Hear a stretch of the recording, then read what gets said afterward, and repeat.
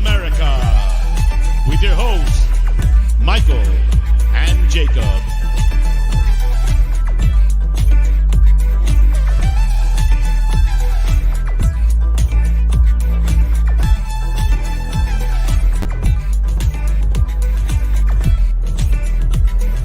Hello, happy Tuesday. Guess whose cup I'm drinking out of today? No, it's not mine. It's ANGE POSTECOGLOU's cup. How are we doing, everybody? Happy Tuesday. Hope you are living well. As you can see, I feel too blessed to be stressed. That's similar to how I felt yesterday. Similar to how I feel most days, especially when I get to have the opportunity to come in here and present to you episode number 49 of the Untitled series here on United Spurs of America. I hope you're doing well. We are kicking off the week. The week is underway, and you know what that means. The weekend is soon approaching, and that means we get to see some Angel Ball coming up, so I'm very, very excited about that. See a few of y'all already in the chat saying what's up, hello. So let me not take too long, but let me remind you, ANGE POSTECOGLOU is that guy. He's the man. He's El Padrino. He's the father of us all, and the sooner I feel like people realize that, the sooner they'll be happy in life, really. But in all seriousness, I hope you're doing well. It is Tuesday, September 12th, 2023. Just past 3 p.m. here, so good morning to those of you in Australia. Good evening to those of you in the UK. It is just past 10 p.m. for you, so big ups if you were locking it in late at night here in the UK. But for me, it's just past the afternoon, so good afternoon for those of you in the same time zone as myself. I don't want to play it up too much. I don't want to act like it's a bigger deal than it is. But obviously, the one and only ANGE POSTECOGLOU spoke with TALKSPORT yesterday. I guess it would be this morning. It was about 3 a.m. my time when all this was going down, so I had to do a little bit of catch up. So if you're like me and you need to catch up on what ANGE POSTECOGLOU said, I've got some of my favorite quotes that I've read throughout the day. I've got some of my favorite reactions to that. There's some other tweets and stuff that we'll pull up. Obviously, I just seen a couple minutes ago, Cuti Romero took a questionable red card to his ankle, so I hope he's okay. All indications say that, yes, he is in fact okay, but I hope that to be very, very true. But let's check in with the chat. Let's see how we're doing. Already over 50 of y'all in the house. Wow. So there's Chewy. He's here. He's napping. He's in good health. He's in good spirits. He's ready for some Angel Ball. But let's see what's up with the chat. And who got first place prize? That would be the one and only Milton Nobrega. Says, good afternoon, Jacob and everyone in the chat. Hope everyone's well. Grab my free beer. Time to enjoy the positive vibes. Try to keep them immaculate. Sometimes in order to stay immaculate, you do have to be sometimes not so positive. So I try to always bring the immaculate vibes, whether it's positive or somewhere in between positive and negative. I try to be positive, but sometimes, like with Harry Kane's quotes, I could not be positive about those quotes. I had to say how I felt. So I'll always be immaculate with the way that I say, at least. Big up Talking Ball. He believes he got first, but he did not. Milton was here 30 minutes before the show started. Big up Milton. Adrian Troca, hello. How you doing? Easy England win. Yeah, especially when you got super sub Harry Maguire coming in. I mean, the guy is unstoppable. Call him Harry Van Persie. The guy cannot stop scoring. Unfortunately, it was in the England net, which fortunately for me is hilarious. Big up Cursor, like secured. Big up Chelsea Blue and Blue. We've got rivals hitting the like, so Shirley, but don't call me Shirley if you're a Spurs fan, you can hit the like. But once again, like I said off the top, this is not my cup. This is not my cup that I'm drinking out of today. And I do have a nice little concoction in there. Don't worry about what it is. Don't ask no questions. Just talk to me nicely. What I will say is, this is ANGE POSTECOGLOU's cup. He's the number one dad. And you know what? The sooner we all get to accepting and realizing that he is the father of us all, and he is the number one dad, I'm going to drink to that. I hope you're well. Big up Chelsea Blue and Blue. Here, smashing the likes, as always. Chris Peters, first YouTube chat? Yep. Chris Peters, the first place YouTube chat member prize goes to you. Evening, Jake. Chilled vibes tonight is welcome. All right, I got you. Don't worry, there won't be too much arguing with myself. I hope not anyway. Also, go have a glass of water for Jacob, Hydration Nation. Absolutely tap in every single time. You know, pause for the cause. Wasn't even thirsty, but you know, sometimes you just got to give yourself some water because your body needs it whether you want it or not. Big up Talking Ball. Big up Kate with Just a Girl Who Loves Spurs. Evening Jacob, hope you and your lovely family are well. I hope you and Jim and Wills are all doing well as well. Happy Tuesday. Evening Chate, or is it Chateau? I don't know, but Alan Bennett already hit the dislike button. This is a good time to let you know. If you want, you can hit a like. If you want, you can hit a dislike. And if you also want, all the options are open here in United Spurs of America. But I see 37 votes in the poll.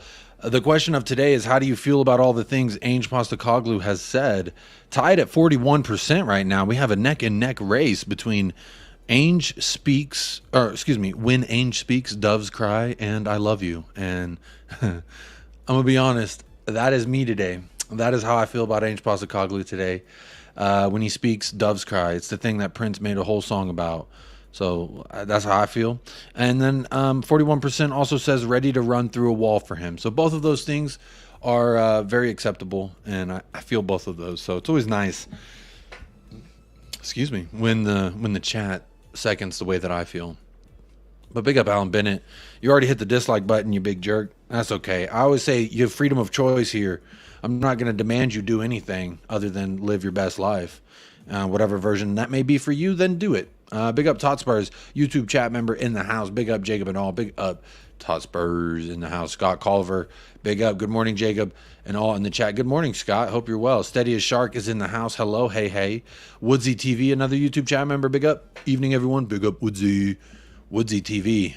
Ren is in the house. Good morning, Ren. Says, big up, guys. How are you doing? Hope you're well. Patty Hartnett in the house. Shout out my Limerick Spurs correspondent, Patty Hartnett. What about good evening to the people in Ireland? That's it now. I'm unliking the show. Well, you're in good company if you hit the dislike. Don't worry. There's some people there. At least 4 different people hit the dislike on every video I do. So you'll be in good company. But know that I'm repping for you, Patty. I don't shout you out because I show you the entire program. Look right here. If you're not looking at the screen, there you go. Limerick Spurs. Showing it loud and proud, Patty. Don't you worry about that. Son has a wounded knee. Just some ice. It's just some ice. Remember James Madison? He was in a walking boot, and then he played the next match, so I'm not too concerned. He also played tonight, so that photo came out, and then he played, so I think he's all right. He looked pretty good today, too, if you didn't watch that Korea game. Evening all in Ireland, says Chris Peters. Big up. Evening, everybody in Ireland. I do need to go visit Ireland sometime. Zapur, hey, man, dropping a like and catching the VOD later. Peace. Big up, Zapur. Hope you're well, and take care. Archibald, I have a dream. I believe that was Ange. Kuva, big up Kuva. It's not about coming first. It's about coming hardest. Interesting take there from whoever got the first place prize today, which was Milton. Milton has more first place prizes than Harry Kane golden boots or goals versus Ukraine, but that's neither here nor there. We're not here to talk about Harry Kane. Maguire's prime Maldini, he's just a joke, man. It's so funny. They write themselves, really, with the England national team. Shout out Southgate. Elvis G, big up Elvis, YouTube chat member, says, evening, Jacob in the chat. Can't wait for the weekend. Harry Maguire is a liability. I think a liability is giving the man a compliment. You call him a liability, I think you're giving him a compliment, personally. But big up Woodsy TV, was worried earlier after Son picture with an ice bag on his knee, but he played 90 minutes today for South Korea, so should be all good. Big up Woodsy TV. Yeah, I saw the picture this morning, and then I did see later on when he played. I watched the second half. Well, the end of the first half and then the second half. Missed like the first 30 minutes. Missed the only goal in the match, too. C Cubed. Hey, Cubed in the house. Big up. Cheers, Jacob. Big up, Cubes. Hope you're living well out there on the West Coast. Nick Brown, feeling the chilled vibes already. There you go. That's what it's all about, my friend. Israel, big up Amir, says, Ange will bring us back to the glory days. Anytime I hear Ange, I'm going to have to take a drink, all right? Because I am drinking out of Ange's cup, if you didn't know. He is the #1 dad. Rain Man, the one thing is that as someone who watches a lot, I'm seeing the same thing over and over again. Are you talking about me? Are you talking about Spurs? Are you talking about... What you talking about, Rain Man? Tell me what you're thinking. Let me know where you're at. Rivals are loving Ainge. Liverpool fans in the TalkSport comments are now pleading for him to go there when Klopp leaves, which hopefully he will never. Apparently he was a fan of Liverpool, and I don't like that. You never want to hear that. You never want to hear that at all.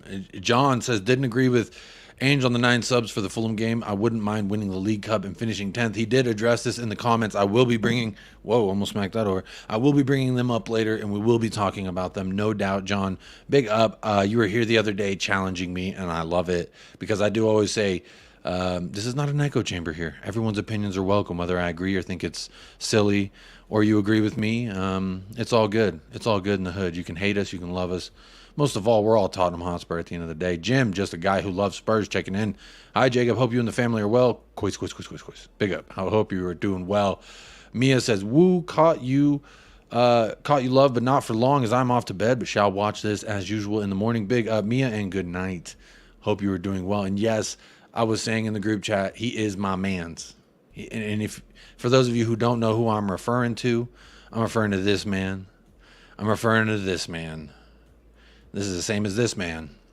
That's what I'm referring to. But big up, Mia. Hopefully those pictures give you some sweet, sweet dreams tonight. Big up everybody in the chat. Good night. Rapunzel says Jazz. Ice is good for tired muscles, says Chris Peters, and I agree. Howie says, big up, Jake. Ainge, for the most part, good, but a little disappointed I didn't put more weight in the Carabao Cup. In my North American sport mindset, you don't bench your starters in a playoff game. That's a fair assessment there, Howie, and you're not alone on that assessment. I would, however, disagree. I think he did the right thing. I think doing it then as opposed to doing it later was also the right thing, but that's just me personally. Jazz Fusion, good to hear. Cube thought his rap meant it's a rap. Oh, okay, Jazz Fusion in here with the jazzy snazzy comments. Who could dislike Jacob? Inconceivable. I don't know. There are people out there. They know that's what makes the world so beautiful, right? There's enough people to suit everything that you could not even conceive of. Non-alcoholic beer talk, big up. How are you doing? Captain Grandma, good to see you in the chat. Captain Grandma, YouTube chat member as well, says, Dobarden Jacob, I was annoyed at Ainge about the Fulham game, but now I'm getting it. Look at that, Captain Grandma. When Ainge speaks, we all listen. He is the father of us all. Ainge, says Scott Culver. Okay. As for you, Scotty, num. He's our dad. Like, he's the number one dad. Ainge, just have a drink for Ainge. If it's the morning, drink some coffee, drink some something. This is the Ainge kind of day. Scott M. Hard to hear anything that fool says and be happy about it. Much better to listen to Jacob over Ainge. Scott, I will be reading some of his quotes, so I hope that don't trigger you in the worst of ways. But at least now I know who came in and who's got the 4% of the poll saying this is a fake PR stunt. He is disingenuous. I don't know if I even spelled that word right, but here we are. I see 53 votes, 50 likes. There we are. 85 people here. Big up to the 85. Make sure you hit that like. If you so choose, hit the dislike. You're welcome to do whatever you want. Cube says, I think Sonny's right quad muscle has been bothering him because he's been wearing tape on it since the start of the season and was stretching it in game versus Wales and now ice on it. Big up Cube for the observation, because I hope it's not something that lingers and bothers him throughout the year, and then at the end of the season he's saying what we heard last season. So I hope it's not bothering him. I don't like these international breaks, y'all, because look, I'm gonna go ahead. Okay, well, I had this post I was gonna share first, but y'all know how my mind works. Look, I'm just gonna share this with y'all. This is Christian Romero's ankle getting stomped on maybe 15 minutes ago. I think it was about 10 minutes before the show started, so maybe a half hour ago. I don't like this. I don't like this, y'all. I know the international breaks, Euro qualifiers. This is technically a World Cup qualifier for Argentina. But personally, I just don't like it. I don't like to see it. Rayman says, I'm talking about Big Ainge. It feels like he is playing his interview speech on repeat, still loving it. Oh, okay, that you've heard him say the same things. There was a few things that I thought I hadn't actually heard him say verbatim that myself or others just kind of assumed that was how he felt. So for me personally, it was good to hear some of the things come out of his mouth that I've been waiting for him to actually say. Let's see here. Kuva says, there's always been a strong link between Liverpool and Celtic. No surprise, Pool fans have followed Ainge for a couple of years now. Fuck them. That's how I say it. Fuck them. I don't care. Howie says, didn't like the 9 subs from the Fulham. Loved the 8 subs for the Bournemouth game. I see what you did there. Woodsy, unrelated, but did you see Aaron Rodgers' injury? Nasty stuff. Yeah, his Achilles was doing a little bouncy, and that wasn't fun to see for Jets fans, but I personally don't care. Yosarian, morning, Jacob, and all United Spurs of America. Big up, Yosarian. Hope you're having a good morning, my friend. That hurt to watch. I'm not even a Jet fan. Yeah, I mean, it sucks. First series of the year, their new quarterback goes down for the rest of the year. No one likes to see it, but like I said, I don't care. Ren, I think Ainge is a fan of good football. Honestly, if Ainge was all of our dads. Not if. He is. It's not if. He's definitely our dads. Question. Got it starred. First question, again, reminder, anyone who doesn't know the routine here, you can do it like this if you don't want to super chat. Do a queue. I'll see it. I'll star it. We'll talk about it. We'll bring it up. So if you don't want to do a super chat, you want to do like a free super chat, that's a good way to do it. And that way, at least I'll be able to see it whenever I'm scrolling through all the chats because y'all are killing it right now. 95 of y'all in the house. Get your thoughts in. Vote in the poll. Only 59 votes, 95 of y'all in the house. Come on, y'all. Let me know how you feel about Big Ainge and the things that he said. 5%. 5% says fake PR stunt. He's disingenuous. 5%. That's more than Scott. That's more than Scott. It's not just Scott. That's crazy. That's absolutely crazy to me. But hey, again, everyone's opinions are welcome. I try to give a representation for everybody in there. Chill out, guys. We still have Richie. No, don't say that, Alan. Let's see here. Should Argentina have an auto qualifier? No, no one should. They're pretty much an auto qualifier, if you think about it. Terry Windows. Big up, Terry Windows. I completely understand what Ainge is saying about achieving sustainable football rather than a quick fix cup. Well, let's get right into it, y'all. This is what we're here to talk about today. And no, it's not Christian Romero getting stomped on that ankle, looking disgusting. Again, for those of you who watched and listened live on TalkSport, I will be going over some of the Ange Postecoglou things that he said today, kind of a roundabout, or not a roundabout, but a roundup of what I like. What I've liked, I guess, what I've starred and I thought were interesting and I wanted to speak with all of y'all about. So let me see. Cubed, yes, I did see that. It was absolutely horrific. He didn't even get the penalty. Ainge is off to a great start. I'm still cautiously optimistic. That's fair. Big up Future Music. Dean Glover in the house. Chris Peters, there's a question from Caption Grandma. Big up. I caught up on the chat, so let's get to it. Let's talk about it. It is Daddy Ange Postecoglou. So the first quote that I have here is Ange Postecoglou on James Madison. It says, when you talk about, let me zoom that in. Oh, wrong window. There we go. Let me zoom that in. Ange Postecoglou on James Madison, quote, when you talk about the support I've had since I came into the role, we signed James pretty early on, which was pretty great for me. There was competition from other clubs, but this little phrase here might trigger some folks. So hang on now. Just hang on. The club backed me early on to bring him in. That's why I made this the first thing I wanted to talk about, because obviously I put it in the thumbnail. Ainge says the club backed me. This is how journalism works, folks. You take the words from a quote and then you make it a headline. So I'm saying Ange Postecoglou has already put out that the club has backed him.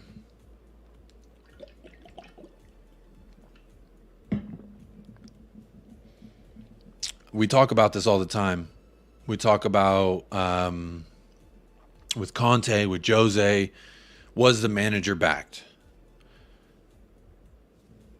There it is. There it is. We don't have to talk about it with Ainge. He feels the club has backed him. So whether we agree or not, that's what Daddy Ainge is saying.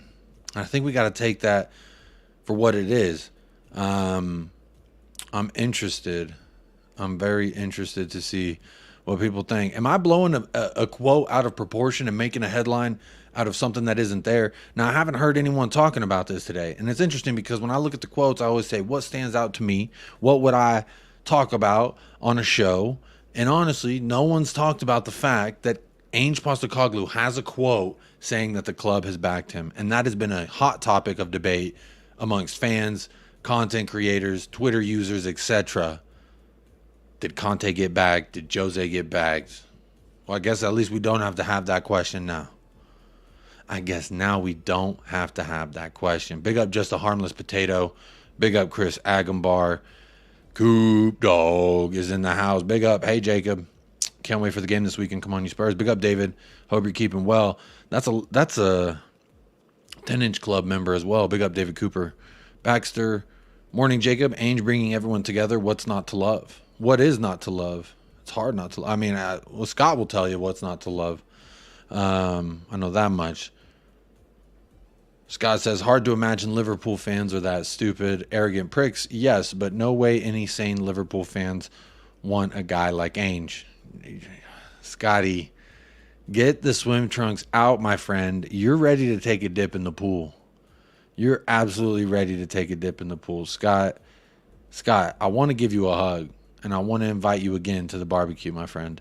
You were having good one day. There was one day Scott M was in here, not you, Scott Culver, but Scott M was in here, and it seemed like someone hacked his account.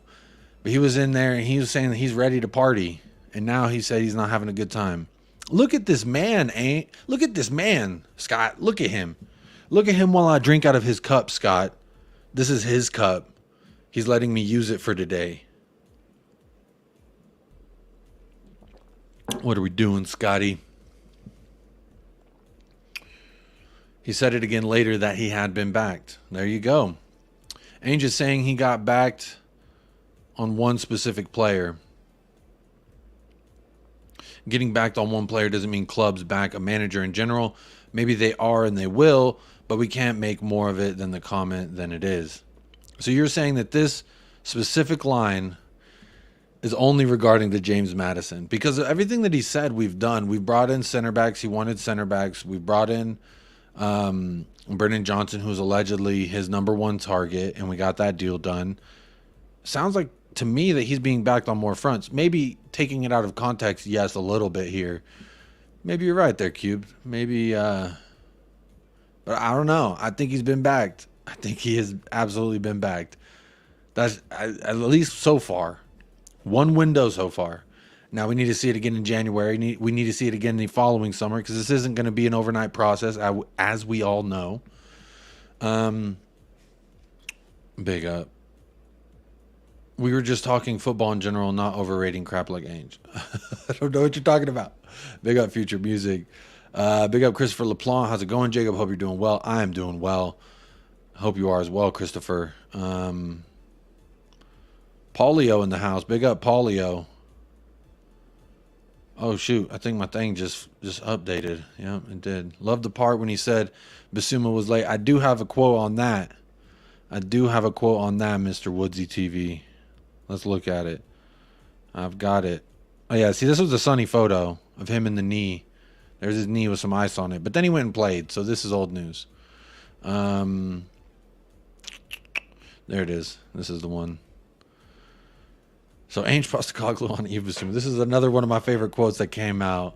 Says, I grabbed him and said, the way you've trained in the first 3 or 4 sessions, you can be a leader in this group. I could see he got a lift from that. Then he was late the next morning. And I said, being a leader means being on time. And he's been good since then. Yves Bissouma, we all said, at least me, I'm not the only one, that Yves Bissouma over the summer really stepped into this leadership role. And I've said that, with Maddison coming in and he was fresh, new, and then Kane's leaving, there's a lot of alpha energy going on in the locker room and a changing of power, right? So naturally he should be one of the Lions to step up and say, I am the king of the jungle. And you know what? He's shown it. 2 man of the match performances back to back. He's been absolutely phenomenal for us. Yves Bissouma is that leader on the pitch. He may not have been a vice captain, but I still believe he leads on the pitch with not only what he does and how he pushes us forward, but man, you gotta love what you're seeing. And I'm curious, like, Scott, you don't like what Ainge has done, but what do you think about what Ainge has gotten out of Yves Bissouma? Or do you think we're just fluffing that as well? You think that we're just blowing a little smoke up the ass with that one as well? I want to know. 77 votes, 62 likes on the video, 120 of y'all in the house. Shirley, but don't call me Shirley. We can get them likes up. Jim, just a guy who loves Spurs, got a member chat in here. I don't know how you do that, but good job on that. Ainge gets our club ethos and our fans. I love him. Big up, Jim. Appreciate that. And I agree. He absolutely gets our club and our ethos. We'll go through some more of the comments that he made. Let me make sure I haven't missed anything. Big up, Side Dancer. Good morning. Hello. How you doing? Daniel E. All aboard the toot-toot. Come on. All aboard. Room for everybody. Apparently, Ainge was promised another center back and it didn't happen, so he has not been fully back despite what he said. Well, I mean, yes. He said, was it?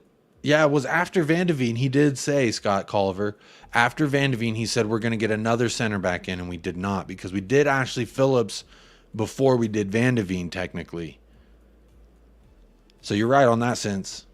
You're right on that sense. But, you know, I think he understands that it's not all of the problems aren't going to be signed and sold in the same window, that we're going to have to go through a few windows to do it. At least that's what I think anyway. Let's see here. Jay Pearson, hey Jacob, seems some of our fans will only blow negative comments up. If he says he's back, that should be good enough. He did say he got backed. Let's see here. PC Matt is in the house. Big up PC Matt. He wasn't late that morning. If he wasn't late that morning, he might have been vice captain. Maybe. Honestly, Yves Bissouma, I love the way he's playing under Ange Postecoglou. Honestly, he's playing free. He's playing like he doesn't have Antonio Conte dictating how to live his life. And you know what? I appreciate how Ainge has taken some of these players and really, you know, kind of built them up under us. Big up Ja Dank in the house. Joe Lance is in the house. Big up. Basuma's different gravy. He's the best kind of gravy, you ask me. Talking Ball. Hey, bro, got everything ready for our plan. Big up. Talking Ball. At the end of the show, I will be redirecting on over there. He's going to do a show. Going to introduce some of y'all to the Talking Ball channel. So stick around for the end of that, and we'll transfer you on over there as soon as this show's over. Big up Talking Ball. Thank you for the super chat. You did not have to do that, by the way. You didn't have to super chat for me to talk about it, by the way. But big up Colin. Rumor has it Scott was part of the Conte's backroom staff that got the sack. All jokes, of course. Oh, about Scott. No, big up Scott.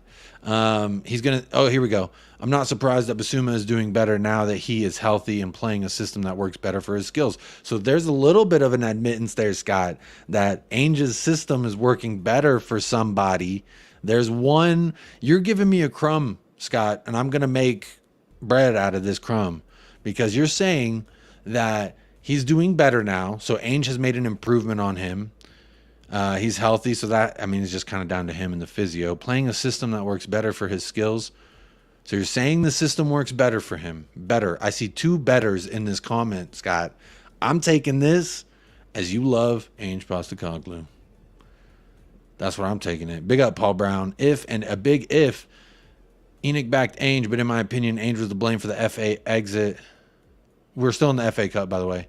Should have sprinkled in his subs few at a time and monitor performance, but again, just in my opinion. Big up Paul Brown. We're all allowed our opinions, but again, you know, saying when he does subs, I know you meant the Carabao Cup exit. When we're talking about subs and when he should have done them and who, now we're saying we know better than a professional manager. And for me, I don't like to do that. You are welcome to do that, sir, but I don't like to personally. I mean, yes, with Antonio Conte, I was always like, he should have done this. He should have done this. But like, I don't know. With this, I guess I'm trying to more just say if he knows more than me, Ainge, you know more about the players than I know. You see them every day. But it is a big if. But he said it in his own words, y'all. Ange Postecoglou said it in his own words. I have the quote. The club backed me. The club backed me right there. It's right there, black and white. The club backed me. I don't know how else to take that quote. How else am I supposed to take that quote? 130 of y'all in the house, 72 likes, 85 votes. We're slacking on the conversion rate. We're looking a little Charlie, but that's okay. That's okay. You're all allowed to live the life you want. We're 30 minutes in here. Talking about the ANGE POSTECOGLOU quotes. Big up to every single one of you who are tapped in. Whether you are watching live or on replay, know that I appreciate you. Anywhere in the world you could be, you decided to be here at United Spurs of America, so I hope you're doing all right.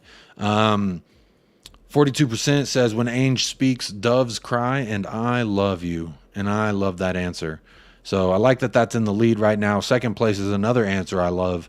Ready to run through a wall for him. I do get that way. Let's look at another quote here from ANGE POSTECOGLOU. And one of the quotes that, well, really this is a photo. And I think I actually bookmarked another one. So let me just keep it moving here. Another quote that I did enjoy from Mr. ANGE POSTECOGLOU on managing Tottenham says, quote, if I don't succeed, it will not be because of internal or external factors. It is all on me from now on. The responsibility is down to me. Look at that. I'm just going to highlight that because that's, again, each of these quotes got something that I really want y'all to like take away from the quote. So the first one I showed y'all was talking about him being backed, and I feel like he feels that way, so we should feel that way as well if he's saying it straight from the horse's ass. But this says, if I don't succeed, it will not be because of internal or external factors. It is all on me from now on. The responsibility is down to me. Whatever challenges exist within this football club, I've accepted taking them on. So again, this is another question that we had about Antonio Conte. Does he know where we're at? Does he accept it? And he never spoke on it. ANGE POSTECOGLOU has absolutely spoke on a lot of the things that we've wondered with Antonio Conte, with Jose Mourinho. Was he backed? Does he accept where we're at and know where we're at and accept the fact that it's not going to be great? Got a few more people checking in on the chat. Let me say hello. Archibald is in the house. Hello, Archibald. San Antonio Hotspur. Big up, San Antonio Hotspur. Ren says, like from a movie, take the protagonist a little while to fully understand their feelings, but the audience can see the love. I think that's in regards to Scott M. He will be in love before the day's over. Or before the year's over. How about that? By December, we're going to have Scott in love with ANGE POSTECOGLOU. That's my goal. Scotty, I'm looking at you right now, buddy. Come on now. Join us. Join us. Join us. Chris says, I think he was back just to bring matters when he I think he was backed just to bring matters when he started at Spurs. But remember, what Ainge said to Madison was one of the deciding factors why Madison wanted to join in the first place. Let's remember that. If we would have had someone else being like recruiting James Madison, having that phone call that wasn't ANGE POSTECOGLOU, maybe we don't get James Madison. He goes off to Newcastle. Big up Ryman's son. How you doing? What days is Michael's goofy on the channel? I don't know. I need to touch base with him. He's been traveling a lot, so letting him do his thing. But he'll be back. Polio, gateway for youngsters under ANGE. That's another aspect that we ain't even discussed yet. But, I mean, that's something that I'm absolutely happy about. Levy loves him, sets him up for failure already, says just a harmless potato. Simon Jordan. I heard not good things about that guy. Big up Ian Smith. Big up Phil P. Greek Boy Summer. Hey, Dad Bod Summer, Phil P. Come on, take it off. Take it off and let it all hang loose, buddy. Big up Ian Smith. Big up Bay5E2. Talking to Scott there. Join the ANGE cult. There you go. Steve D's in the house. Big up Steve D. Hope you're doing well. But yeah, looking back here. Look, this quote from POSTECOGLOU. I know he's said that, but this is the main thing I want y'all to take away from this quote. It is all on me from now on. The responsibility is down to me. Years and years of mismanagement of this football club, and he's okay walking in and having it all fall down on his shoulders. If that's not a fucking man that you can get behind, I don't know what your problem is. I really don't. There's no excuse to not back this man as a fan because A, he's saying the club is backed, and B, he's not telling fans how to feel, and C, he's accepting full responsibility for everything that happens from now on. So how can you not like a guy who takes accountability for the way that his club is run? I mean, this comment absolutely gets me going. It turns on the faucet, so to speak. Any man who knows plumbing, it's like that little thing that turns water on and off to the commode. Boy, he turned the water on, and it is letting loose, my friend. Good evening, Daniela Zito. Hello. How are you doing? Only way we get Michael back I'll let him out of the basement if we beat the scum. How about that? Big up Lazy 8. I didn't listen to what Ange said and I feel ashamed. Don't worry, Nick. Lazy 8. Us Americans. This was happening at what, 4 or 5 in the morning your time? How are you going to tune in at that? That's why I'm here to help catch us up. Those of us who were sleeping whenever the Ange Postecoglou was on the radio. TalkSport, I believe it was. Big up Lazy 8. Appreciate you being here. Gina Kim, hello. Good to see you. Says, hi, Jacob. Love being here and hear your voice. Very soothing while we patiently wait for Ange Ball to return. Big up Gina Kim. Good to see you in the Discord as well. Enjoyed watching that Korea game with the little group that we're building there. If you do want to join the Discord, it is in the description of this video. You can click that, join the Discord channel. Shout out Zapur again. He's the director of football there, so he's helping us manage all things Discord. Cube liked those comments from Ange. Danielle says, happy Madison didn't play tonight, so he'll be fresh Saturday versus Sheffield. I'm absolutely glad. Dad bod, give the peeps what they want. Woo! Come on, Phil P. Romero played for Argentina and some played for Korea, so they're both fit. Yeah, and Romero took a stomping on the ankle. I hope he's all right. Hello, Mr. K. How are you doing? Big up. This is the most accountability the club has had in 23 years. Someone willing to stand up and say, this is all on me. Big up. Here we go. Scott says, when we lose, his comments will mean nothing. Doesn't do a thing for us on or off the pitch, says Scott M. Scotty, you're going to be in love by December. You are going to be in love by December. 104 votes in the poll, 90 likes. 14 of y'all do not want to grab the free beer on the way in. Shameful, but I'm not going to, tell you how to live your life. That's what you want to do. You want to show up to the party, you want to drink the beer, but you don't want to grab free beer on the way to the party. You don't even got to pay for it. Just hit that like, and it goes a long way. Helps us fight the algorithm here. 140 of y'all in the house. Major big ups to every single one of us. Shirley, but don't call me Shirley. We can get the likes up to like 125. Because I know there's a lot of people that watch that don't want to like the video, and that's okay. But there are a lot of you who do come in here and hit the likes, and I appreciate that. So shout out to the 95 of y'all who do hit that like. Shout out to the 105 of y'all who have voted. And shout out to the 10 of y'all who do not want to grab free beer, but you do want to vote. So your voices will be heard regardless of what you want to do as far as helping this channel with the algorithm. But big up that Vestal. Says, sup, Poppy? I mean, Jay. Big up that Vestal. How you doing? Chris Peters got that question starred. Don't worry, we'll bring it up. Scott says, it just allows our weak fan base to give Levy more excuses. So you're saying Ange Postecoglou accepting responsibility for what happens with this club from then on out gives Levy an excuse.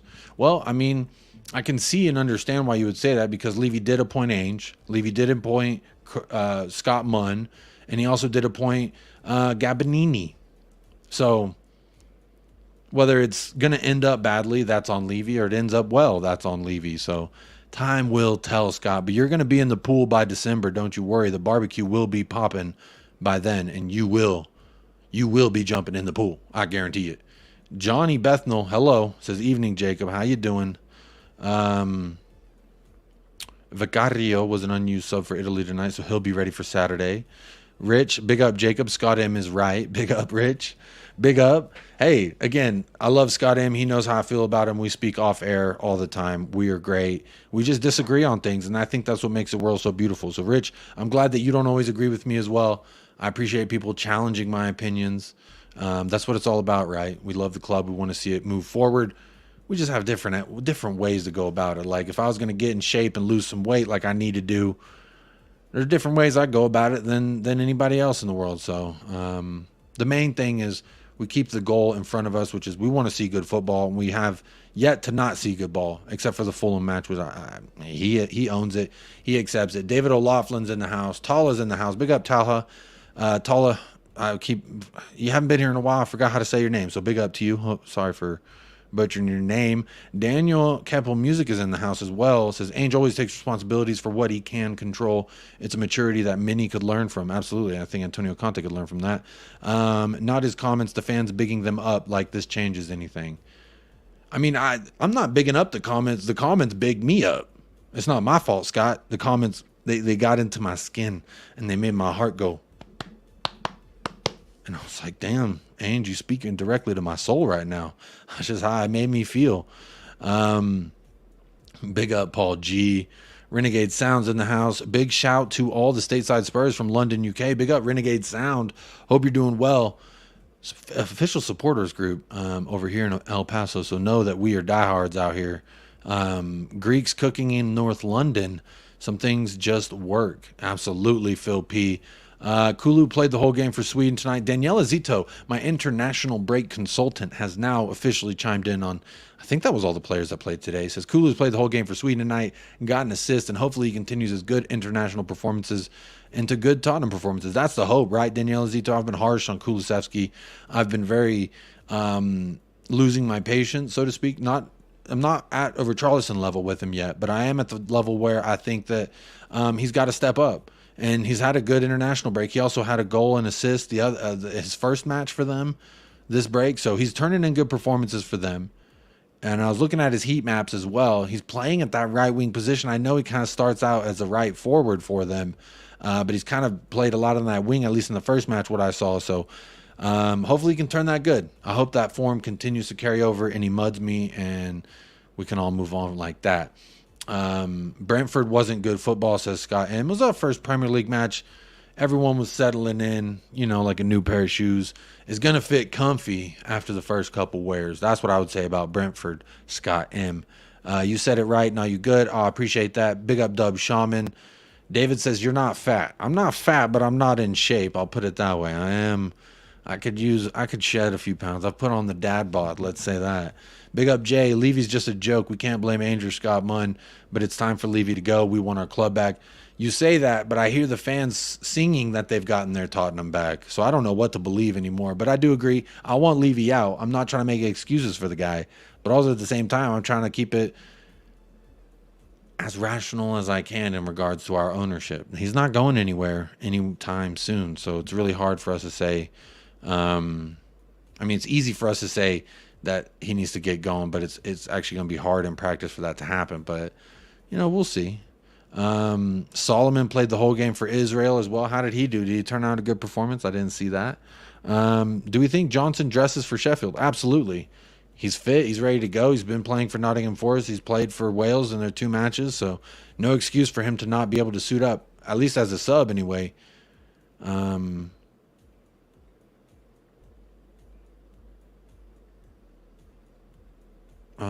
know. Are you talking about me, Paul? Oh, what's up? What's up? Bless up the clinical, the Jamaican citizen. Big up, buddy. Enjoyed our show we did a few months back. Hopefully we can get you on here, do a little city preview. Everyone talking to Scott there. Scott, big up, Scott. You've got some people to talk to, I see. Sonny, with 7 created chances, he was robbed from an assist and robbed on penalty as well. Let's see. Love North London Greek cooking. That sounds good to me. Let's see. Everyone's talking about Scott. Will be nice to see some minutes for Brennan Johnson, even off the bench. We'll be happy to see a right wing who likes to go on the outside. Absolutely, with some pace. It'll be nice to see some pace on the right wing, if I'm completely honest. Johnson looked very average last night. Thoughts? Yeah. But he's playing that striker role. At least what I saw versus Korea, he was in that striker role, drifted out to the right a lot, but it was also asked to come in centrally. Maybe that's not what we're going to ask him to do. He showed the pace to get in behind the back line. That's great. But obviously Kim Min-jae is going to lock him up. But last night they did play. I didn't actually watch Wales last night, so I can't speak too much on it. But I did tune in a little bit here and there. And anytime I saw it, just looked like a boring match. I just can't wait for Ange Ball to be back, honestly. Big up Mountain Bush Man. The Mountain Bush Man. Big up. How you doing? Tell my man Paul hello. How you doing? I'd love to see Scott go on camera and explain how Ainge is a fraud and how his tactics are so poor, rather than just saying he's clueless. I have my popcorn ready. Scott, if you do want to join, buddy, I'll send you the link. Don't you Don't you worry about that. Daniel E's in the house. Big up Daniel E, another person who challenges me, and it rhymes with Daniel E. So big up Daniel E. Says, not going to lie, I was in Johnson watch these last two Wales games. He's looked very wasteful in his decision making. He's not very clinical, right? I mean, there was 2 chances I saw where he shanked it. He looked like he went for a shot and he shanked it. So I wasn't very impressed with what I saw from him. But again, he's asked to do something differently for his national team than I think that we're going to ask him to do.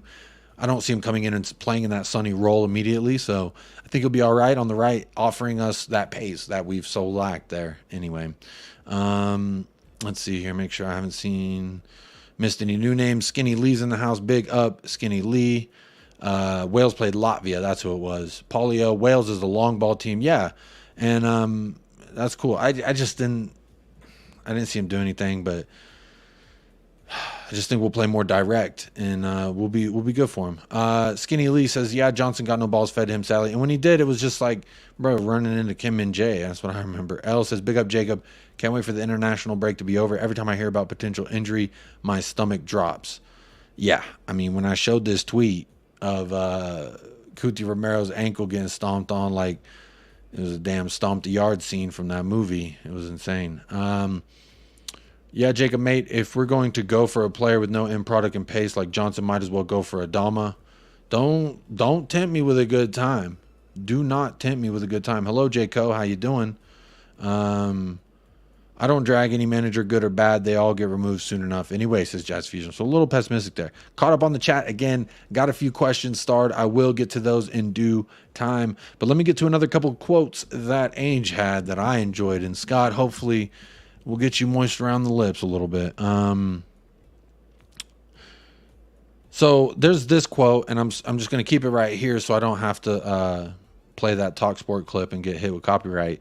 The quote says, and in the video, he says this quote, winning the Carabao Cup and finishing 10th is not what this club is about. Success is winning things, but it's not a desperation around winning something. Now, if you listen to this quote as well, not just read it, he's very convincing, at least, in how he says success is winning things. And look, it's not about this desperation around winning something so desperately. It's about winning things for years to come and building something that can win for years to come. So he's very much acknowledging where we're at and where he wants to see us go. And this is the same things that I've echoed as to why I'm so positive going into this season. And not just because I'm a positive person, but because Ange Postecoglou has instilled a lot of that positivity within me again. Another quote here. This is a lot to digest, so we will be breaking it down piece by piece here. But this is in regards to the Carabao Cup. So everyone who, didn't hear this quote from him about the Carabao Cup, he now spoke on it. Says, quote, do you have any regrets by not fielding a stronger team against Fulham in the Carabao Cup? And he says, no. I've been at pains to say for my whole career that supporters should feel the way they feel. I'm not going to tell them to not be disappointed. I'm not in this job desperate to win something just to win something. I'm here because I want to create a club that has the opportunity to win things on a yearly basis. Again, let me read this part again here. It says, I'm not in this job desperate to win something just to win something. I'm here because I want to create a club that has the opportunity to win things on a yearly basis. And there's the difference, because us winning a Carabao Cup and finishing 10th is not what I think this club is about. That's not dismissing the Carabao Cup. I want to win every game. Trust me. I was disappointed on that night as well, but that is not the end game for me. It's not about just winning something for the sake of winning something. It's about building something. It's about building something. That's what's always driven me my whole career. I want to build clubs that have sustainable success and supporters that go to every season feeling good about their prospects and watching their team play football. Again, the highlights I want to take away from this. I'm not going to tell them to not be disappointed. I'm not going to tell supporters on the way that they should feel. I'm not in this job desperate to win something, just to win something. He wants to be here to create a club that has the opportunity to win things on a yearly basis. Not just this season, next season. yearly basis. He wants to build that for us in these 4 years that he's contracted to this club. That is what his goal is. To create a club that has the opportunity to win things on a yearly basis. It's not about winning something for the sake of winning something. It's about building something. Building something. That's what it's about. It's not about this floofy boofy or all the other shit. Oh, we should have done this, done that, and the other. He's building something. And I always said, if you go back and watch the video, I think it's still pinned on the channel. Ainge is not to blame for the Carabao Cup. And I stand by that. And these comments reaffirm my stance on that situation.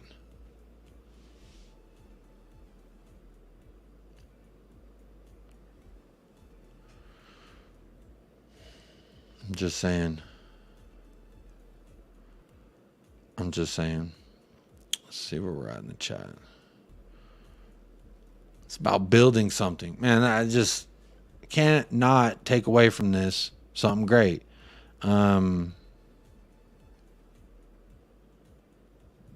Okay. Y'all are in for a treat.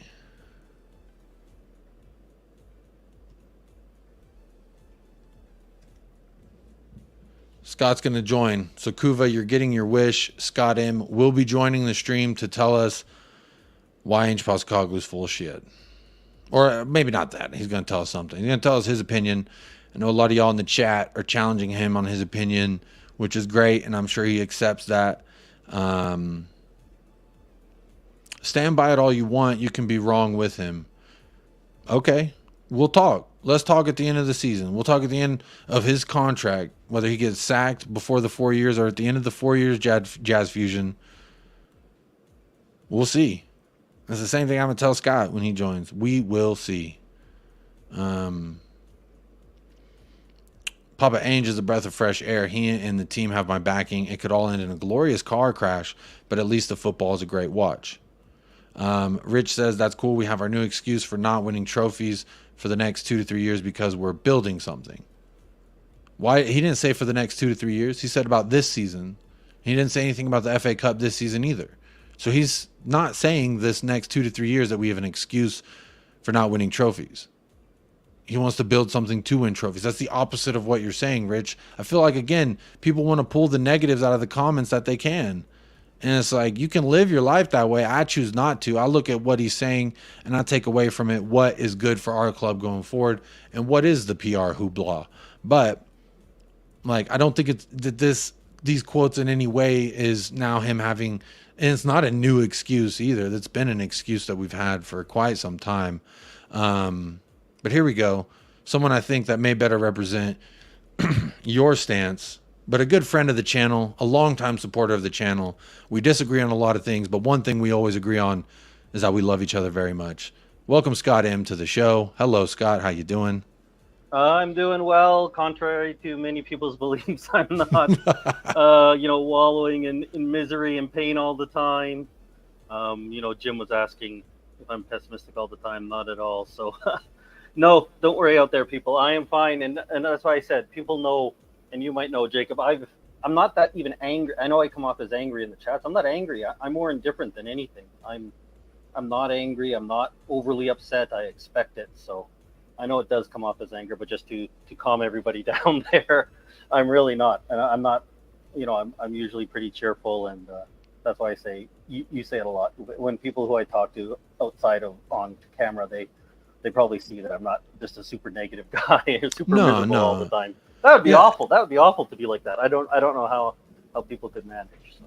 I just there's sometimes, when I'm here at the barbecue, I'm flaunting it, having a good time, and then you come in with a comment that's like very much the contrary of what I'm dancing about.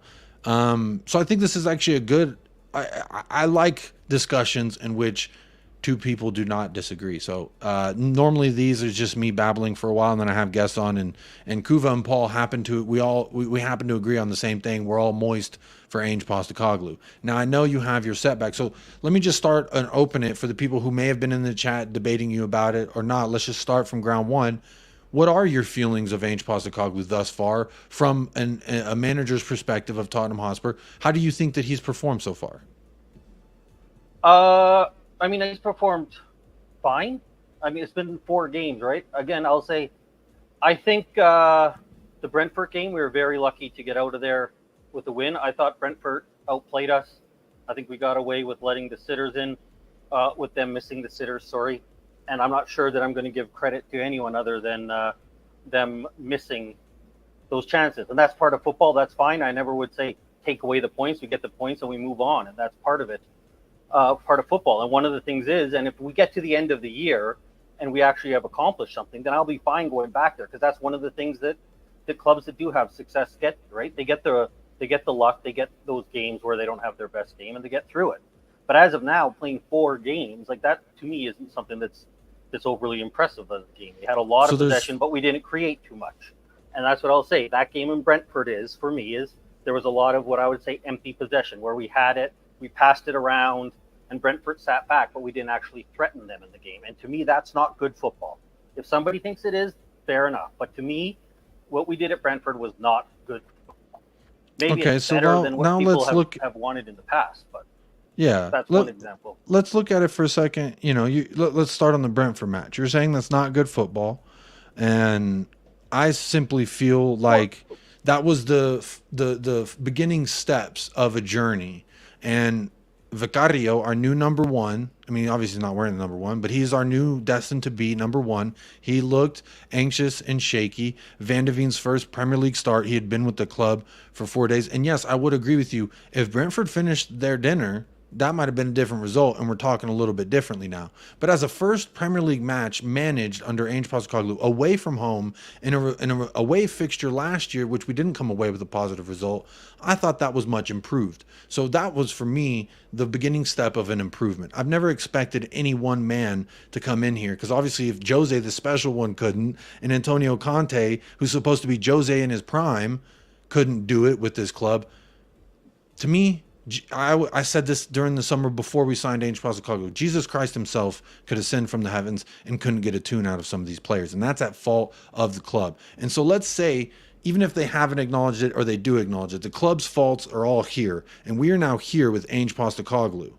So I feel like the club can continue to keep making mistakes and expand this. But right now we're at a spot where I'm leaving it up to be proven whether this is a new turning of a page for our club, or if this is just the same old, same old. And I know where you feel about it. So, but I want to hear you tell the people why you think this is just, again, the same old, from another manager saying all these quotes again, just to get fans feeling good. And that, do you think we're going to end up in the same place, basically, is what I'm trying to ask you. Yeah, but first off, it isn't just me, right? Because no, it's not. How many people? But I just want to be clear. How many people do you talk to that are Ange fans, yourself included, and are saying, "I hope we can get 6th this year"? Right? Like people themselves who are Ange fans have low expectations of what we're doing. So that's what drives me nuts about me being so negative. Is first off, there's lots of people who are Ange fans who are not negative, but are thinking the same way I am. So I think, why do I think that this is the same thing? And again, I'll say it right off the bat. I'm not Ange out, because I don't think if we brought in my preferred manager, who would have been Nagelsmann, that anything is changing, right? This isn't an Ange problem. It's a Levy problem. So as much as I don't think Ange is the solution if we changed it, I also don't think he's the main problem. But what I don't see is, I see a 57-year-old manager who's been involved in football for 30 years, give or take. I don't know exactly. Some people can tell me, but quite a long time. He's never shown at any level of quality. The best level he's been at is Celtic, which, I'm sorry, isn't a high level of football. So I'm going to have questions about somebody like that. I'm not going to give him the benefit of the doubt, because I haven't seen anything in the past that gives him that benefit of the doubt. So winning a treble in his 2nd season as a manager at Celtic is not enough to convince you that he can come in here and do a job. How many times did Celtic win the treble before he was there? I have no idea. I didn't watch Celtic. I didn't know Ange Postecoglou before Paul Beatty mentioned him to me. There, right? And do we think Brendan Rodgers is great? Like, I don't think I could understand if I was like, what we need is Brendan Rodgers here, but I was saying I don't like Brendan Rodgers. Like, I don't think that's a quality manager. I don't think winning at Celtic is enough to prove that you're a good manager, right? Like what Steven Gerrard did well at Rangers, right? He was the one who beat him. Then he came down to Premier League and showed that it's a big step up coming from the Scottish Premier League to the Premier League. Does it mean that he can't be done? Of course not. There's examples of that it can be done. But for me, I haven't seen anything from Ange that makes me think that he's going to do that at Spurs. And I certainly don't think that he's going to do it being handcuffed by Levy, being handcuffed by lesser players. So Ainge did come out with a quote today. I think you were watching when I was highlighting the fact that he said the club backed me on this early on, getting James Maddison over the line. So from your stance, does this look like we could be turning a leaf in fact of actually buying players for managers' philosophy and ethos that we're trying to build? Because, you know, when you look at Conte, how many of those players, he didn't even rate Basuma. He didn't want James Maddison. We gave him Jed Spence. Like, how much did we really do that was, and that was the question with Jose. That was the question with Antonio Conte. Has he been backed? And a lot of fans hated, oh, he has been backed, or oh, he hasn't been backed, and they didn't like that discussion. But again, I feel like he's come out and said the club has backed me on this instance for this summer at least. It is one window. So before we go over the top and say they're going to fully back him from here on out, do you feel like Ainge has been backed in this window? I don't think so, no. I mean, he said so. I think some of the same things that we saw from Conte, right, when we got Perisic, that's somebody who we all said, that's somebody who we're bringing in for Conte because we would have never done it in the past. I think Conte may have made comments too, right, which I never believed that like he said the center backs are good enough. How are the center backs good enough for Conte when it's Dyer and Davies, and he spent his career using Bastoni, De Vrij, Skriniar, Bonucci, Cellini, right? Like, we knew that was baloney. And that's not something that I'm criticizing Ange with his comments. No manager is going to come out when they've been in the job for, 3 months now, 4 months, and say, I haven't been back. I understand why he's saying it. But it doesn't give me hope listening to him say those comments, because I've heard this before. I've seen this whole way go before. And Ange hasn't done anything to make me think that he's changing or that the club is changing. And you're fair. Hey, I've always said, all opinions are welcome here, Scott. I hope you feel like that your opinion is welcome here, and I disagree with pretty much most of it, Scott, as far as like the optimism and the looking forward and the times, etc. But Kuva, I know there's some things that you wanted to ask Scott. I really have been sipping on this Ainge drink out of the #1 dad cup, because Ainge, this is his cup. He is the #1 dad, Scott, whether you have accepted it or not. Ainge is your father. He's the father of everyone. And when you jump in the pool, you're going to be so refreshed from the feelings all around you. But I do want to say, welcome, Kuva. I'm going to move you to the top row. I do got to take a leak real quick, so I'll be back in like 2 minutes. But Kuva, go ahead and ask Scott what you wanted to ask him, and I will be right back. So I was going to frame it why I was calling Scott out. It wasn't in a aggressive way.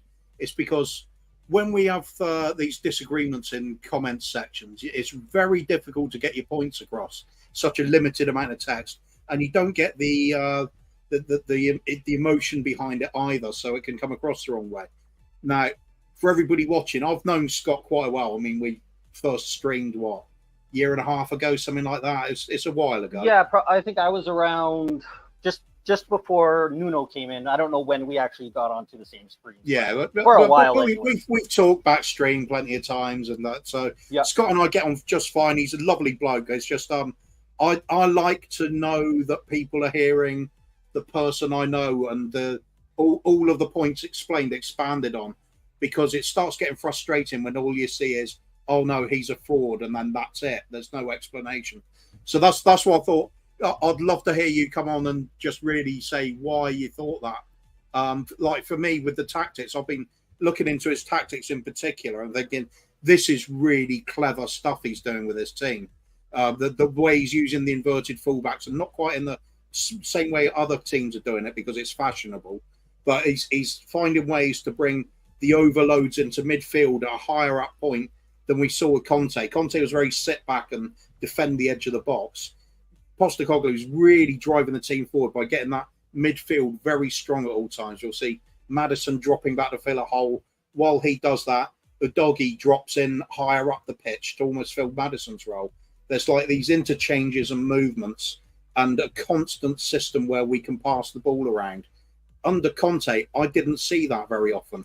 We quite often had no outlet ball other than the hopeful lump up the pitch to Kane and hope he managed to flick it onto Sonny. So when I say why are his tactics so bad, I'm seeing great things here. I just wonder why you're not, mate. What are you seeing that I'm not? I guess for me, what I'm seeing is how wide open we are at the back and how many times we've given wide open sitters that have been missed in both the United game and the Brentford game in particular. I didn't see what game was it? It's only been 4 games and I'm missing all the games. I missed the one game, right? So I won't comment on that one. But I'm just seeing that we're giving up all those chances at the back, and I'm wondering how long we're going to be able to play giving up those chances before it starts to hurt us, before teams start reacting, because it already seemed like teams have seen how to attack us, right? So it's great if we're going forward, and I know lots of people, and I'm not going to begrudge, but one thing I never said, and I don't think you ever heard me say, is I just want to see good football, right? So we might disagree on that, Cooper, because I know you're quite excited. You wanted to see good football. And one thing I never said is I just want to see good football. That's not anything I've ever said. So I think I can understand why you're seeing the positives going forward. I'm just terrified of the things I'm seeing going the other way in reverse. And I just think that I'm not sure it's a sustainable way to play in the Premier League. I think when you're playing at Celtic with a lower league and you have more of the better players, you can get away with it. I wonder how long you can get away playing that style. Because I don't think you probably would agree with me. We don't have, in terms of players, a top 3 side, maybe not even a top 4, 5, or 6 side in terms of our players, right? So if we're playing a style where we have lesser players and it makes us susceptible defensively, I'm worried that we're not going to be able to recover like you could when you're in Celtic with better. But is that the manager's fault? Nope, that's not the. Again, I'm not. I hope you haven't seen. I have never said it's all on Ange, right? Like. I don't personally like Ange. I don't get excited about Ange. But I would certainly, I've said, I'm not Ange out. I'm not, there's sacking Ange and bringing in somebody else doesn't change our fortunes, right? I think what's really riling a lot of people when they hear you talking about him is it's not so much a case of, well, I don't really rate him, but maybe he'll come good. It's like a total, no, this bloke's a joke. He's absolutely wrong. Complete denial of him possibly being good. Oh, I honestly, outside of the anything is possible, I don't see it likely that he'll turn good. No, that I will own that. I don't think in the difference of this, if we had Conte, I think if we had proper ownership, he could succeed. He's shown that. If we have Ange and we have proper management or ownership, I'm not sure that I would trust that he could get us to succeeding. So that is something it's fair. Like I said, it's a case of, I know we are always going to disagree on a lot of things, but at the end of the day, I think it's really important that we're able to actually come onto these streams, talk about it, and when something's annoying people in chat, I thought to myself, Alex Davis gets it a lot as well, Mr. Box Office. He's another one. If you actually spend the time talking to him, he's a really nice bloke.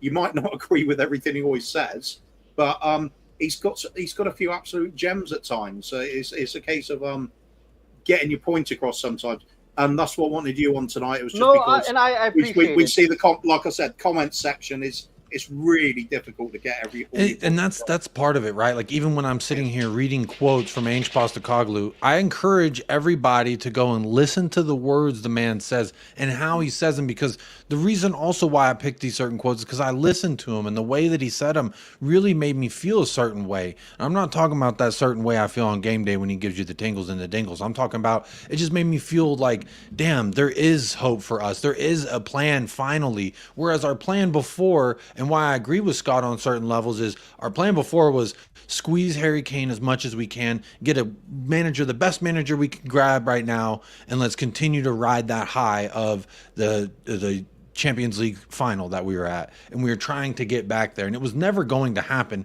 and we all knew it, and we just kept trying to drive that square peg through the round hole to see if it worked, and it wouldn't. So now I'm curious, Scott, from your point of view, do you think now we could be trying to put a round peg in a round hole, and we're starting that process, and that's what Ainge is talking about with these quotes? Or are we still sitting here? Because I acknowledge the fact with Jose, Nuno, Conte, it was us, square peg, trying to jam that thing in a round hole, and sometimes it won't fit. But are we now, maybe we picked up the round peg and we are trying to now insert that into the round hole, all euphemisms aside? My concern would be is that round hole we're trying to fit it into is a mid-level, not mid-level, slightly like is a lower level club, not a top 6 club. Is it what I've said? Is it everything I'm seeing from this club is moving towards us accepting that we're not going to be a top club competing for things? And I think that if we are going to, so if you say, yes, it could be a better fit, I'm not sure that Ange is a fit for us competing. I don't want to say top 4 because then people say, who cares about top 4? It's not a trophy. And I agree with that. But I say top 4 in the sense of if you're in the top 4 clubs, you're competing for things, if you know what I mean. I'm worried that Ange could be a fit for the club, but a fit that keeps us 8th to 10th, hoping that we get lucky to win a cup.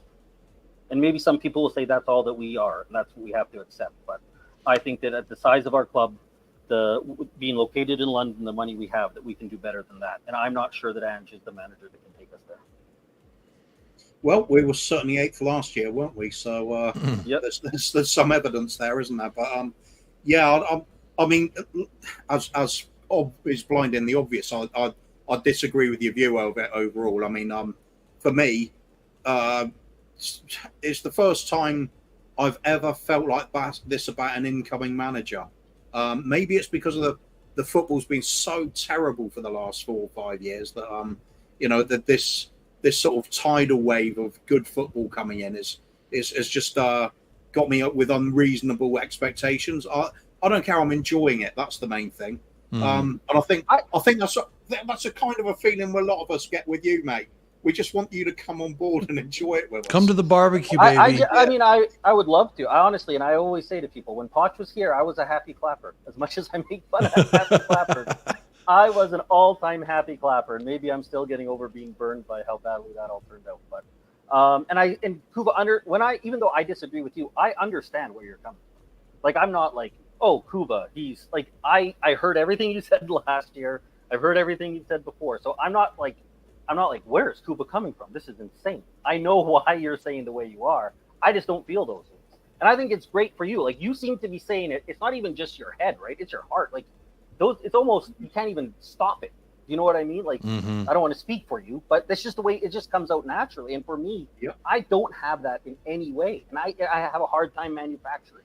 Like, see, I guess, like, do you know what I mean? I don't have that. I hear you. Watching us this year and getting excited. Like, it's just not but there. We're just so different than Scott. We're just so different than last year that I can't help. But it's like you said, I can't help it that I fell in love with Ange Postecoglou, and the way that we're playing, I'm still continually. It's like in a successful marriage, every day you're supposed to fall in love with each other, right? Every day you fall more and more in love with you, and that's how I see it since Brentford, since United, and then Burnley, and like. All of it is just making me love him more. So I guess my stance is more of like, I see where I believe this to be going, and I'm excited at that prospect. And then I have fans like Kuva who have been seeing the good, the bad, and the ugly, and they're saying, I've never felt this way before. So it almost reaffirms fans from my position, whereas like I haven't seen us win trophies. All I've seen is the bad. And so maybe I'm like, am I delusional in this newfound hope that I'm having? So I think, I guess Kuva validates me in the worst of ways. Like, you are the beer to my alcoholism, so to speak. But I don't think this is as detrimental as being an alcoholic. I think this is an angel-holic, and I'm falling for it. So Terry Windows also put in a super chat here I want to get to. Everyone's flying in with the chat. If you do want us to bring up something specifically on the spot, super chat like Terry Windows does. This is a question for you, Scott. When was the last time you were happy with Spurs? You mentioned Pochettino. Is that the last time that you were happy with Tottenham Hotspur? For like a sustained period of happiness, yeah, I would say like more than, if that makes sense. I mean, you win, you can be happy about individual wins. So if you're talking about when was the last time I had like sustained period where I was happy and hopeful and positive, 100%, and not the last season of Poch. much as the Champions League was fun, you could see the holes that season coming into play, right? That was a miracle run, and it's great that we had it, but you could see the problems that were developing before Poch's final season.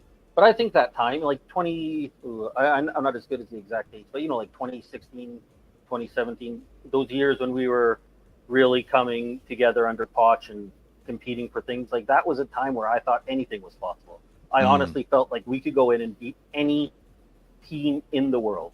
Does that mean we're better than Real Madrid? No. But if we went to play them, I didn't think we needed a fluke to beat them. I didn't think we needed a one-off.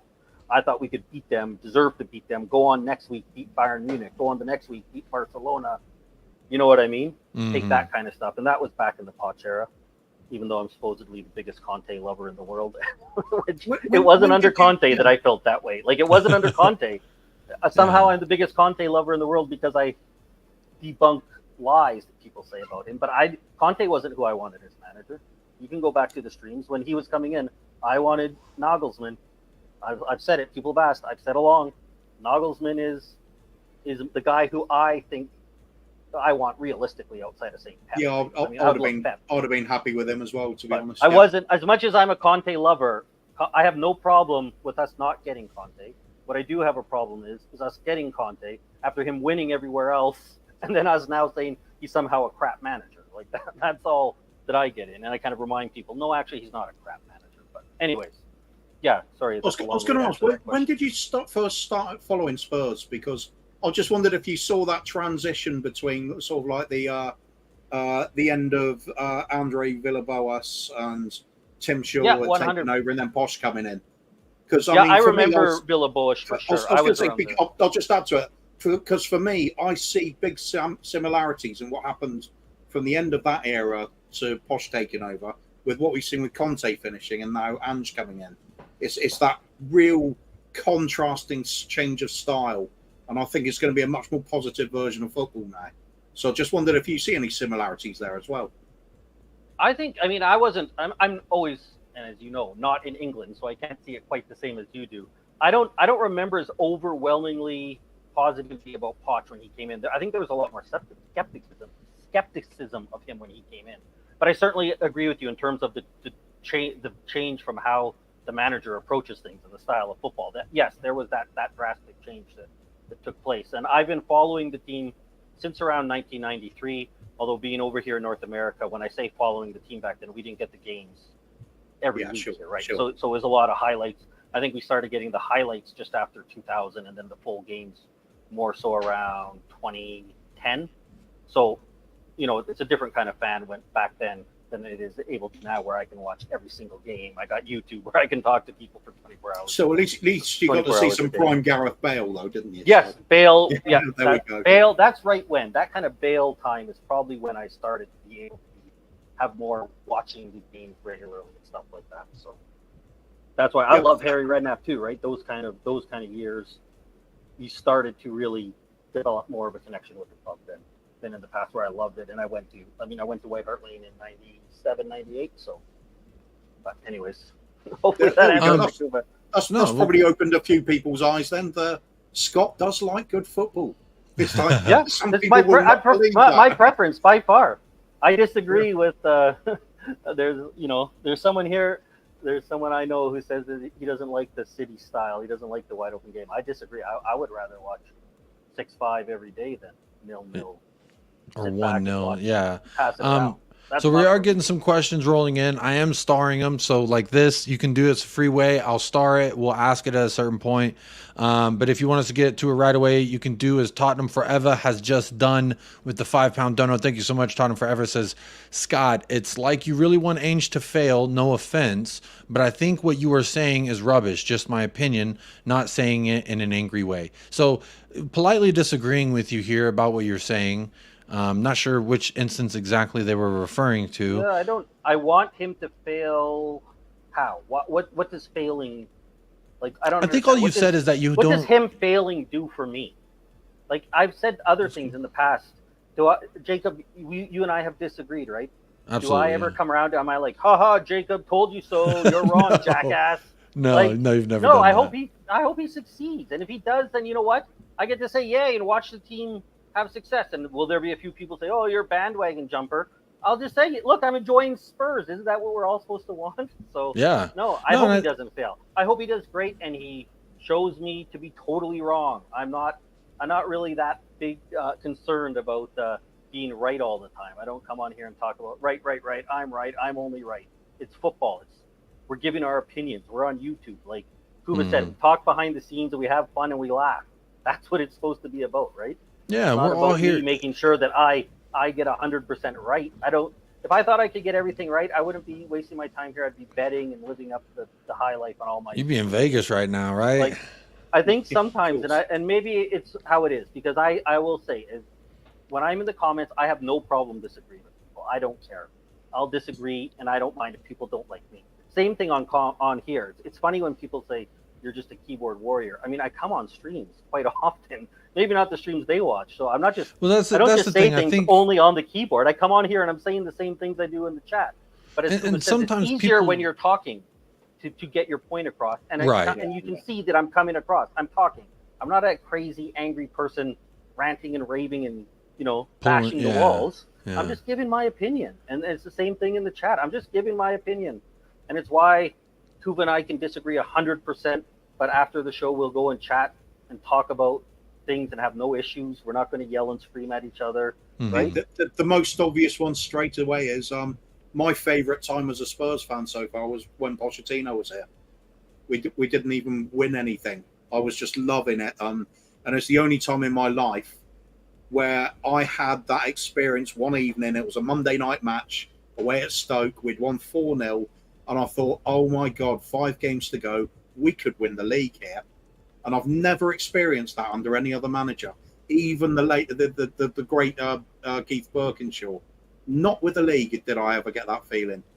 We were a cup side back then, but I just want more of it as well. I think we kind of I've kind of worked out where I am with Scott now and how he addresses the game. It's that what happened under Pochettino has just broken him more than it broke me, and it really broke me. I think Scott's just seeing how bad things can go, and that doesn't believe we can get out of it easily. Would that be fair to say? Yeah, I don't. Again, if you gave us my first choice manager, I don't think that we're winning the league. I don't think that we're competing for things. So again, when Ange, who isn't a first choice manager, who isn't somebody who I overly rate based on his past, comes in, then I'm not going to be overly excited or over the moon for him. Well, I'll tell you from my perspective, I didn't know who the hell he was until Paul Beatty from the Hotspur Hippie shouted him out and said, I think it was in March or some shit, was like, we should get Ange Postecoglou. And I was like, Ange Posta what a who? And honestly, so I had zero expectations. I guess he had done what he had done before, and that's cool and gravy. And he was coming here, and so I watched the one game I've seen of Pochettino. One game I've seen of Postecoglou where he was not managing Tottenham Hotspur was the Scottish Cup final, because we were heavily linked with him, and allegedly we were waiting to sign him until after that match. But Scott, that's just from my perspective, and I think everyone in the chat has their own perspective as well. So when they only see the messages you put in, let's say just my chat, let's speak about this channel specifically. When they're in the chat here and they see you speaking and me, and I'm coming on screen and I'm like, I love Ange. He's making me wet. I can barely sit still. I can't wait until Ange ball's back. I'm like a crackhead right now, and I just want the damn fix. I just need my Ange ball, and I'll be a happy man. Win or lose or draw, I feel like I'm going to be ridiculously optimistic regardless of either way it goes. So for me, I know where you come from, because like I said, we do speak off air, Scott. Like I do with Kuva, like I do with many other people.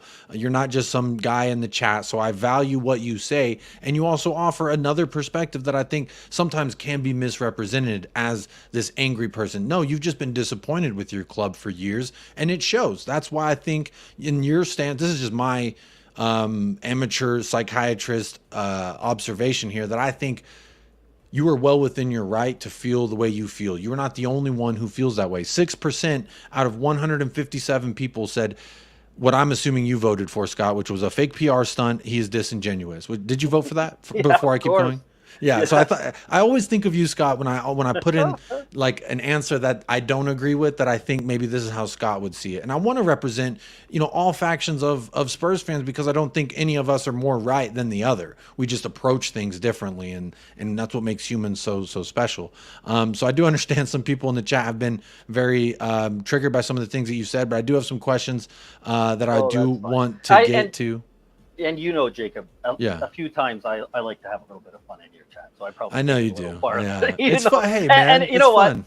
And when I send you messages on WhatsApp after laughing, then maybe I should post more of those laughing emojis in the chat. But there are many things that are said. There are many things said in the chat that are tongue in cheek, and Jacob probably picks them out, and people that don't know me might not be able to. But and that's the thing. I think you coming here and speaking. Hearing you speak, I think people, it does help at least maybe their assessment of like where they actually can understand from where you're coming from. And again, you may not be like Kuva and I, who are in the pool chugging beers, ready for food to be served.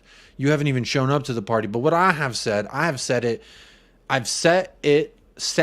the date that I'm hoping to convert you by, Scott, as December, the end of December. I'm hoping you're at the barbecue and you're pulling up. And there's a question here. I'm going a little bit out of order, but from TalkSPORT says, what's it going to take for Ainge to win you over, Scott, and give you some belief? Because you do share an opinion that it's not just you. You're not one man in a sea of millions saying what you're saying. There's other people who feel. So what would it take from someone like you to be won over by a guy like Ange Postecoglou? I think it'd probably take the full season. Right, of just seeing that we're able to play in a way that's sustainable over a 38-game season in the Premier League. Right, I think that gives him enough time, because he doesn't have that background. Whether people think that's fair or unfair, that's what I see. If I saw it over a full season, that'll give him, because the Premier League's an undeniable top quality league. I would say the best league in the world. I know people get upset if you say that. So if I see over the whole year that we have success, that we start to play football that is more sustainable, in my view, where we're not giving up those wide open sitters like we've seen in the past. I mean, something's going to happen. It doesn't have to be perfect. At least that's insane. But like not so common. Then I'd give him credit for it, right? I just want to see it. So I think I would take a full year. That's what I would say. Okay. Maybe by Christmas, you're going to delude me into doing it because I'm happy. That's what I'm I know you might be. My birthday is December 19th. If you want to make Colin's birthday, I mean that's the most important. I have it. Colin's birthday. I'm glad you said Christmas, because that's how I'm feeling about Ange at the moment. It's like coming down Christmas morning. I can see presents under the tree. Fire's already going. I don't know what's in them yet, but I'm excited. Yeah, but there's presents there, Kuva. Exactly. I think that's a great analogy, because it's not like you come down Christmas morning and it's like there's no presents yet. Santa didn't come. My life sucks, etc. What it is like, we don't know exactly what we got for Christmas yet, because time will tell. Like you said, Scott, give it a year, give it till December till we see what is in some of these presents. But right now, I can tell that there's presents under that tree. I smell something being baked in the oven. The family's all feeling, the vibes are immaculate downstairs. So let's go downstairs and enjoy the immaculate vibes. Colin, hello, how are you doing? I know you got a show after this that we will be redirecting to. So hello, how you doing? Yeah. Doing really good. Had to run actually to the pharmacy, so that's always fun. Man, I'm ready for more Ange ball. International break, right? Is that what you were picking up from the pharmacy? Some Ange pills to get you through this? Yep. It's an imitation. It's generic, as all my insurance will cover here in the United States. Walgreens brand. There we go. Right. Yeah. But it's Ange Aid, and it does kind of help to tide you over. So yeah, I mean, hopefully nobody gets hurt, right? And we've only got a few more days of maybe like one more match for everybody, right? And then they come home. Yeah, that should be it. So. Big up Alan Bennett hitting them hearts. I see you hitting the hearts, buddy. I see you in there hitting them hearts. But while I have Scott and everyone, I'm going to get to these Scott questions specifically. Callum Roche says, question, do you like any attacking football? You've kind of already answered that, Scott. What do you think about De Zerbi? If we have hired De Zerbi, would you be feeling this way 4 games in about De Zerbi, because maybe he's a little bit more Premier League proven than Ange Postecoglou? Where do you sit with that, Scott?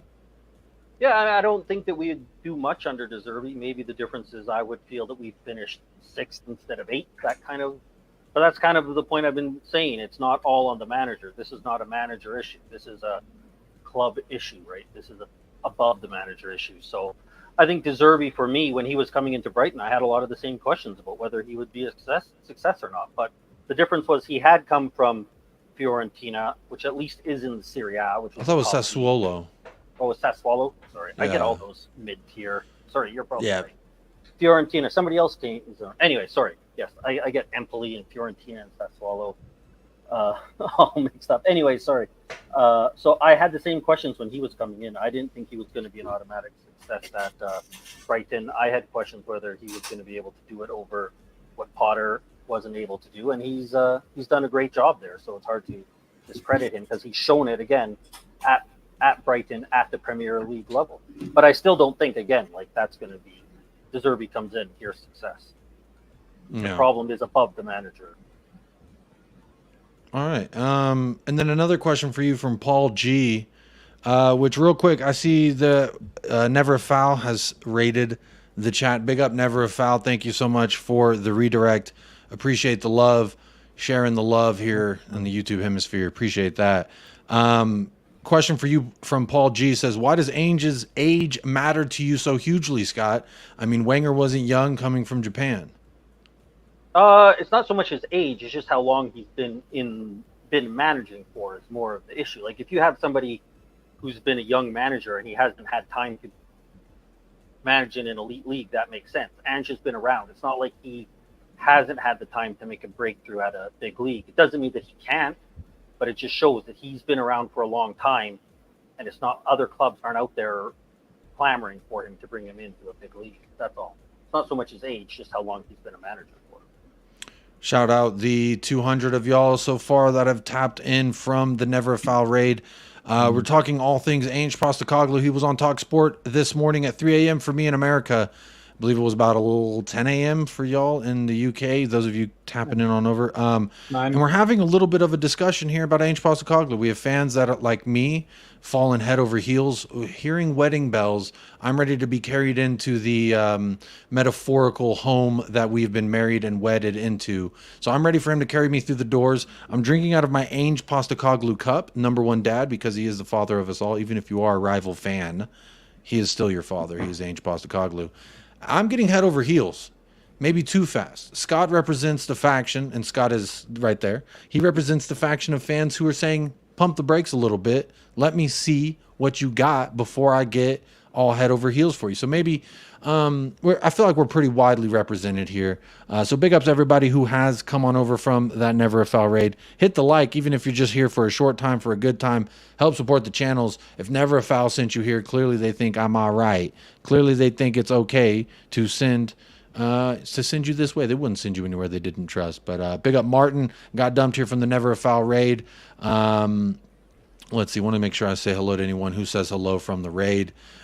Big up Martin, Arsenal fan, but you got a gem in Big Ange, my fellow Aussie. I know there were some some Australian gooners who were not too happy when we signed the guy, but you know what? I've fallen in love, man. I love the guy so much. Wolves Fies here. Big up Wolves Fies. You're part of there with Never Fouls. Well, Martin, cut the brakes, go nuts. You just want me to go nuts because the Sideway Arsenal can say, look at this guy if the wheels come off this thing, but I don't feel the wheels are coming off. We're having a really smooth ride. Personally, I know Kuva's down there smiling. He agrees with me.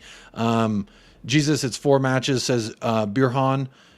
Maybe that means he aligns with you a little bit more, Scott, that it's been 4 matches. I'm getting head over heels thinking Destiny Ugodi is the best left back in the world, maybe at least in England. Scott, would you surmise that much? Where do you sit with Destiny Ugodi and Van de Veen, these 2 young kids that have completely revitalized our back line? Where do you sit with those? Yeah, I'm not sure they've completely revitalized our back line. I mean, I guess if you're talking about in terms of upgrading from Dyer and Davies and that they have. I think they've shown good signs. I'm not sure that they're. I mean, I've seen people say like Udogie will go for 70, 80, 90 million right now. I'm not sure if we're at that level yet, but I think there's been nothing but positives from Udogie. I think Van de Veen has come in and he's made some mistakes, but he's also shown one of the things I like about him is he's shown an ability to recover from his mistakes, right? that's positive. But I think they're both players that you like to have going forward. But I think it's fine to say that they're not great right yet, or they're world class right yet. But they're guys that you want to have. They're nothing but positive signs from both of them.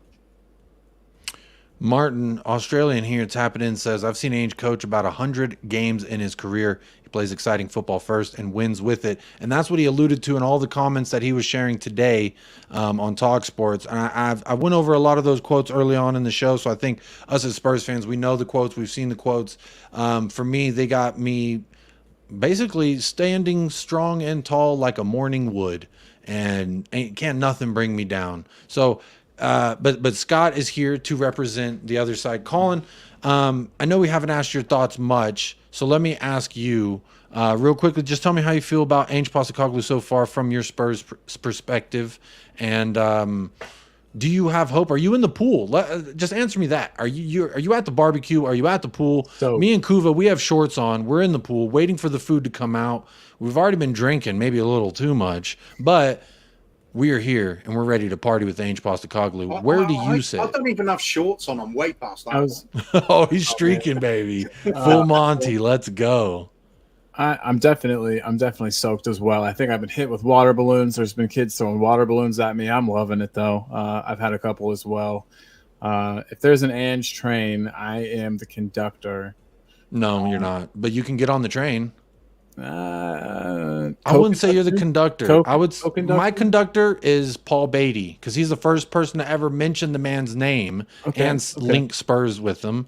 So I'm going to have to give conductor status to Paul Beatty personally. Fair, and I'll have to see if he needs a co-conductor. Perhaps we'll see. I'll get back to you on that. Well, then that's my seat, Colin. I want to sit there. Well, I'll get back to you on that. We'll figure out seating. We'll figure out the seating arrangement. But we're on a train, and it's Ange Postecoglou, baby. And I don't know. It's not just the fact that we're winning or getting points. I know that we clearly, we did have the draw, but it's the style in which we're doing it, and it's the fact that the players seem not afraid to play football and go forward and take risks. And I don't know. It's almost like a lot of them were caged by the tactics that we had previously had, and were like not playing football to the ability that they could because they were so afraid of making a mistake and getting dropped. Sorry if it sounds like a racetrack outside, by the way, if you heard that. But yeah, I don't know. Do you guys agree? I mean, everybody just seems so much more free. It's nice. I definitely. You'll be surprised to hear. Do not agree. I think the idea that players were caged under Conte is one of the biggest myths that we've had around. Like, who was caged under him? Dyer, Davies, Basuma. Emerson Royale, Pierre-Emile Højbjerg, who can't go forward. Basuma was caged under Antonio Conte. Basuma, I guess, is the one that sticks out for me as well. So I guess I should say player and not players, but that Basuma for sure. And how often was Basuma healthy last year? I'd have to I'd even say Sonny last season. He was playing like a defensive left-sided midfielder at times. And the season before, he got the Golden Boot under Conte. So again, this is was it Conte holding them back? Some of Conte. How come Conte wasn't holding? His role was different. When he was at Juve, Chelsea, and Juventus. But Sonny's role under the first season of Conte was different than Sonny's role in the full season when we came and we did the Korea tour and then we started that season. His role was different, I would say. And that's why I think he got the goals the season prior, not necessarily that season. But real quick, let me welcome in Cubed in the house. C Cubed is here. And big ups to everybody. Boys. What up, Cubed? Big up, Cubed. Head over heels on 4 out of 37 games. That's like someone showing you 11% of a stock's performance and you being all in. And we need more data and less emotion. Maybe I'm too emotional, C-Cubed. Where do you land on this side of the garden? Are you on the side of Ainge? Let me ask you the same question I asked Colin. Are you in the pool? Are you ready for some kebabs? Where are you at with Ange Postecoglou? I'm wearing a swimsuit. So you're at the barbecue. I've got my feet into the pool. I'm dipping my feet into the pool. I'm on the edge. Okay. I haven't fully jumped in, but I got my swimsuit on and I'm ready. I'm ready for the swim. Okay. So you're here at the barbecue. You're ready. I'm at the barbecue, but I just haven't jumped in the pool yet. Scott, say all your friends are here. Maybe it's time you pull up to the barbecue. Still plenty of time to get down with the get down. But time, buddy.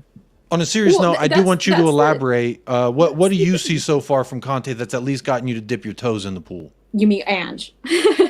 Yes, Ange. Sorry, I was looking at Scott and I said Conte. I don't know why, because he's a Conte guy. I'm just playing. Sorry. Yes. What has Ange Postecoglou shown you thus far that has you, someone who was tuning out, like Kuva, tuning out from Spurs last season because of how abysmal we were and how miserable all the fans were? Now, why are your toes in the pool? What has gotten you to come to the barbecue in the first place and also dip your toes in and also be wearing a swimsuit? Yeah, because I think that, you know, if we're playing well, which I would disagree with Scott in the sense that I do think that we're playing well. You know, I think that we are, you know, seeing some players that we know are good players, and I'm excited to see those players. I was excited when to the extent that I knew that when we signed Madison that he was going to be good for us because he has shown that was good at Leicester. So I'm looking forward to those players. I think that Ange so far, you know, I do think that he made a major mistake in regards to the Fulham game. I do blame him for 9 changes, and I think that it's completely unfair to not blame him for that because he shouldn't have made 9 changes. But other games that we've played this season so far have been good. Because we haven't been losing games, so I'm, you know, optimistic. But, you know, people in the chat were actually giving me, which is why I came on, because I was getting pelters because I was being fair about Conte last season, you know, and fair about Ange as well. I mean, for me, I'm not gassing up Ange either because we're 4 games in, and I'm like, hey, you know what? Things are looking positive. We'll see how things play out. You know, I'm not like, you know, I thought his comments in regards to taking responsibility and it's on him. I think that I liked those comments. I thought that they were good comments. I thought that I was looking forward to seeing more from him, knowing that he made those comments. That being said, him saying that he was backed by the club for the Madison signing, he was talking about the Madison signing. He may be backed in its entirety. I don't know. He might be. That's the thing. Yeah, you did comment early on about that. You did, Cubed. You said that he was solely speaking about Madison, but I would say maybe I'm just been waiting for those trigger words, Cubed, as a fan. Like, he said he's been backed. Like, because no manager has came out and said this club has backed me. They all said maybe I'm not a manager, maybe I'm just a coach, and then it all led downhill from there. So maybe it is what I can concede and say you might be right there that he was solely talking specifically about James Madison with that. But when I see the words "club has backed me," I can't help but get a little bit like, finally, the question has been answered. The question that we've asked of all the managers that have come through. So you're saying you align here with Rich, the YouTube chat member, Cubed. He's at the barbecue dipping his toes in the pool, just trying to tell others not to get too drunk too quickly. And maybe I need to slow down. Like I've been sipping mojitos a little expeditiously. Well, that's the thing. Like, I said that comment where I said, hey, you know what? Like, I think he was talking about Madison specifically, and I don't want to make too much out of the comments. And I just started getting pelters in the chat. And I'm like, why is it you're either with us or against us? Like, just because I'm cautiously optimistic.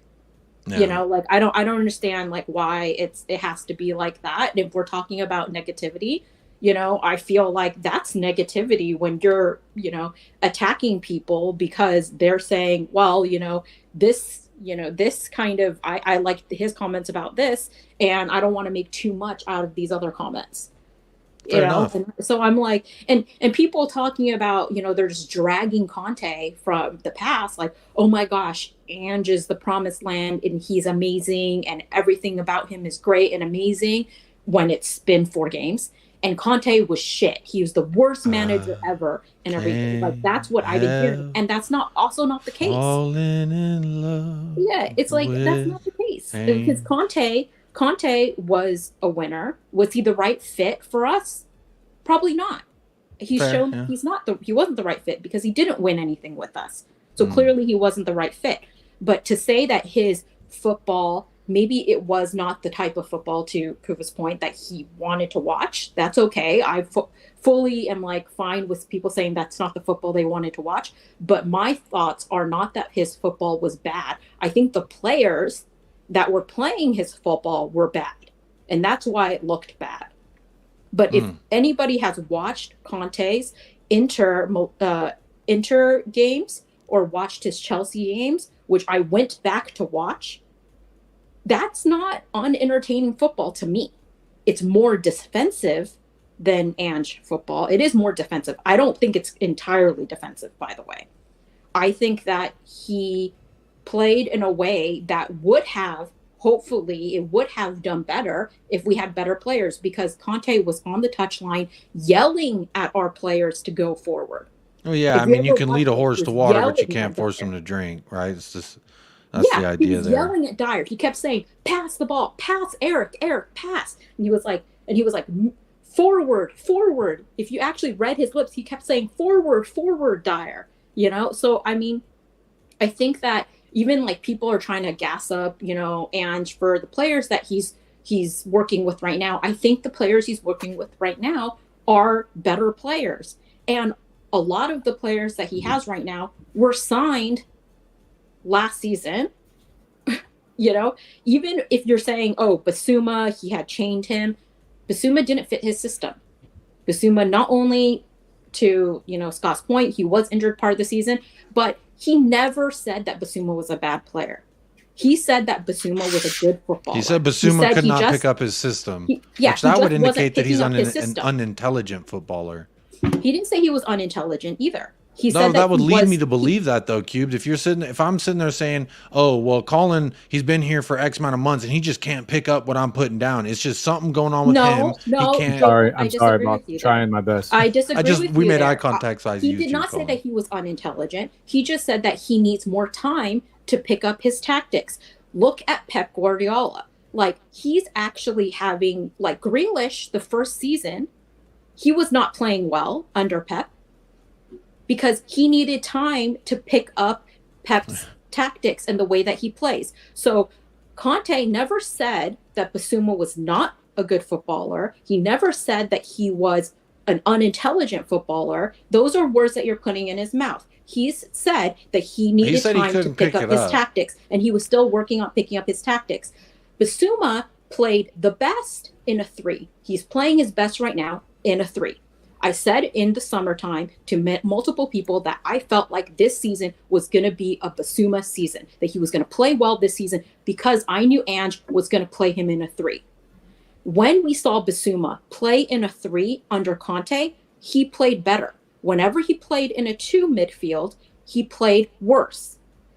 Well, so either way, I agree on some aspects here, Q, but I just see it like one guy came in and he said all these things about how he likes to be here. The other guy came in and he didn't. And he actually said a bunch of rude things on his way out. So, like, I don't want to spend too much time, like, defending Conte here. I understand that people were going at you in the chat, and I do want you to have a chance to clear that up. But Scott does have to go, and I have a super chat here from Moondog. So I want to say big up Moondog for the super chat. Thank you so much. It says, good evening, you lovely people. Come on, you Spurs.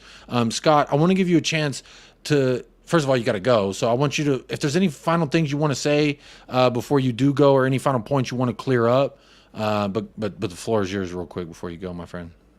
Yeah, I'll just, I already said in the private chat, but big up to Kuva. And I say he called me on, not called me out, because it was in a positive way, and he's right. It is easier when you're talking to people on the stream to get what they're saying. Doesn't mean that people are going to agree. I still saw all the fun comments in the chat, and I as always, love everyone in the chat. So thanks for having me on. Jacob, good to see you. Kuva, good to see you. Colin, as always. C-Cubed, good to see you, even though you're Scott. turning into a fraud now, not supposed to be supporting well, apparently, the greatest spur ever, Harry Kane. As negative as you, and I'm your brother just because I forgot I should have said brother. that. Cool. See you later, brother. Yeah. We will we'll talk about mom and dad later. Bye, Scott. Behind it. But thanks for having me on. Cheers, Scott. Hope everybody here is right that I'm wrong and we win nothing. Hey, I hope you're good. Squads going forward under there we go. Scott, I'll see you in December, and you're going to be full. You're going to be Kuva status in the pool by December, buddy. That's my goal here on the channel. Just to December's answer a coming. question that was earlier in the chat, 10 quads in a row, and I'll start to get on board with Ange. 10 That's quads. my level. Oh my gosh. That's a We'll lot, see. Scott. Man. Scott's got high standards there. Big up, Scott. Thank you for joining and Thanks. sharing See your you guys. perspective. Enjoy. Again, on this channel, I try to at least, let out. Big up, Scott. Thank you for always being here. I always try and give people the chance to explain themselves. Obviously, Cube, you want to come on and explain yourself. Moondog with a second super chat here says, whatever, Conte was crap, and so was the football. The results for sure. I didn't enjoy waking up at 5:30 to watch a 1-0 win versus Bournemouth. Personally, waking up to see Ainge doing whatever it is he's going to do has revitalized me in the mornings, but that's, again, my personal perspective. And Cube, you can speak to your own personal perspective when it came to what you felt like you saw from the Conte perspective. But, again, this is a guy who didn't want to be here. Conte, we're looking at Conte under a longer period of time. And when Conte first came in, everybody was gassed about Conte. People weren't complaining about Conte. Not everybody, but there were plenty of people that were. And a lot of people were not complaining about Conte when we were having the biggest win in a North London derby that we've had in years. And we played really good against Man City as well. So I'm saying that Conte had some really bad games. He also did not have really good players. And Ange has had some good games so far. And I'm looking forward to seeing what he produces moving forward. But I just think that, people's memories are really short. They're not remembering some of the good things of Conte and being, fair to him about those things. They're only remembering the bad things. They said burn their Conte doll. I just put him in a kangaroo pouch. Okay, so I was a big fan of Conte. I'm over here in Texas singing the Antonio song when we're doing well. So trust me, I was all in on the Conte train as well. And I've been called out about it because of the way that I approached it, and I held strong that this guy's a winner. And it's because our players are a bunch of losers, and there's this loser mentality because of Eric Dyer. And, also Harry Kane now. I'm going to put him in there because he hung out with Eric Dyer that night when Eric Dyer, the infamous quote, "Shall I play it?" Yes, You guys never win anything, right? No. Motherfucker. So what I'm saying is Kane was right there. Kane's talking about the loser mentality. I'm not going to talk about Kane, but I will say Kane did not do anything to change the loser mentality. As the vice captain, as the talisman, as the one who is one of our own, that is your fucking job to change that mentality, in my opinion. And I'm sorry if people don't agree with that, but that's just how I see it, because you know what? If I'm a chef at a restaurant and I look back and say that restaurant served shitty food, well, guess what? My ass was responsible for cooking half of it. So that's just where I stand. But again, the loser mentality was here with Antonio Conte. And when you have a manager who's 1 foot in, 1 foot out, as a player who has a loser mentality already, you're almost set up for failure in that instance.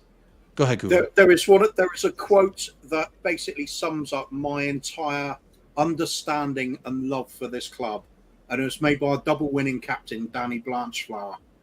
Now, what Ange has done in that interview today is basically paraphrased that quote. This man knows exactly what matters to me about this club. And I'll read you out the original quote, and you can see how it's so similar. People will know this quote. It's been around our ground for a lot of times. Anyway, Danny Blanchflower. The great fallacy is that the game is first and last about winning. It's nothing of the kind. The game is about glory. It is about doing things in style, with a flourish, about going out there and beating the other lot, not waiting for them to die of boredom. This is why I hate Conte. This is why I hate Mourinho and Nuno.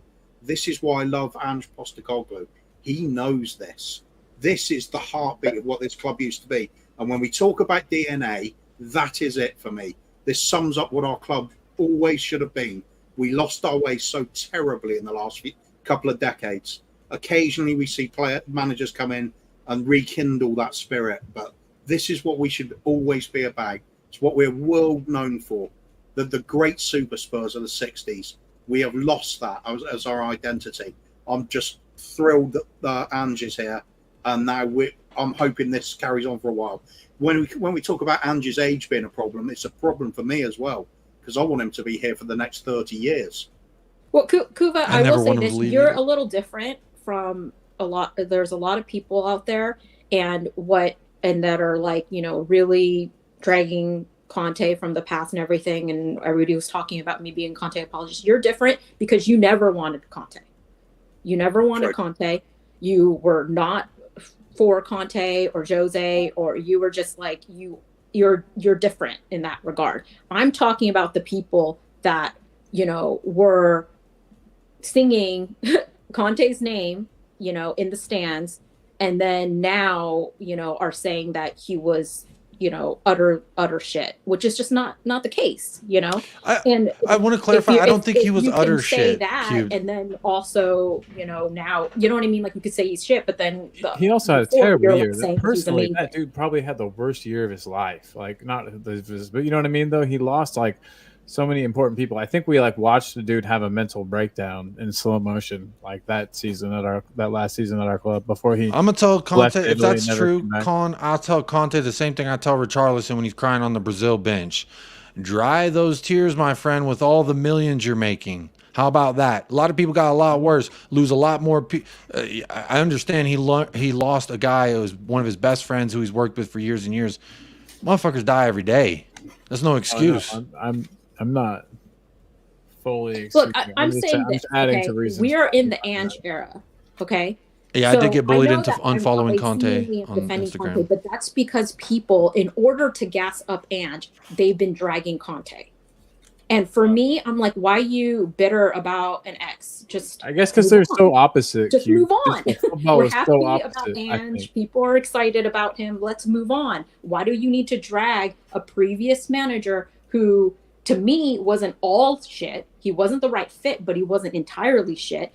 He's not crying over us because he's out having vacation, right? He's like on holiday in Italy and France and Greece and whatever, right? So he's not crying over us, and he's not going to be crying over us. So I don't know why we're comparing Ange to him and crying over him right now in like a bitter way. And he's looking tan as F. And that's fair. Again, that's I like all angles to be represented here. Moondog with another 2 super chats says, spot on, Kuva. I know I'm enjoying my football again. And also goes on to say, I never wanted Conte either. So there's more than just Kuva out there who wanted not Conte, and I remember even too, Kuva, early on the Conte era, I guess after the first preseason, you were saying that like this didn't remind you of how Spurs have always played and this seemed different, but that you were just going to accept it. And then it became, I can't watch this, I can't stand this. So like, I see both factions of it. I was, Cube, like you said, one of those people singing Antonio in my living room and going crazy when he helped his tactics and his gameplay help my favorite player to win the Golden Boot. How can I be mad at that? I was absolutely through the moon and over the moon about what had happened. Now, where I think it went all wrong was obviously the following year when he went a summer of the board doing what they did to Jose, what they always have done, and he accepted it, but then he stopped accepting it. And what I appreciate about him was he said all that as when he did the whole this club, these players, this ownership. When he went on that whole good impression, that's really good. That's this really club, these players, they don't want to play under the pressure. When he did that, how do you say don't want to play? You're way better at it than me, but you got to get the how you says in there because he.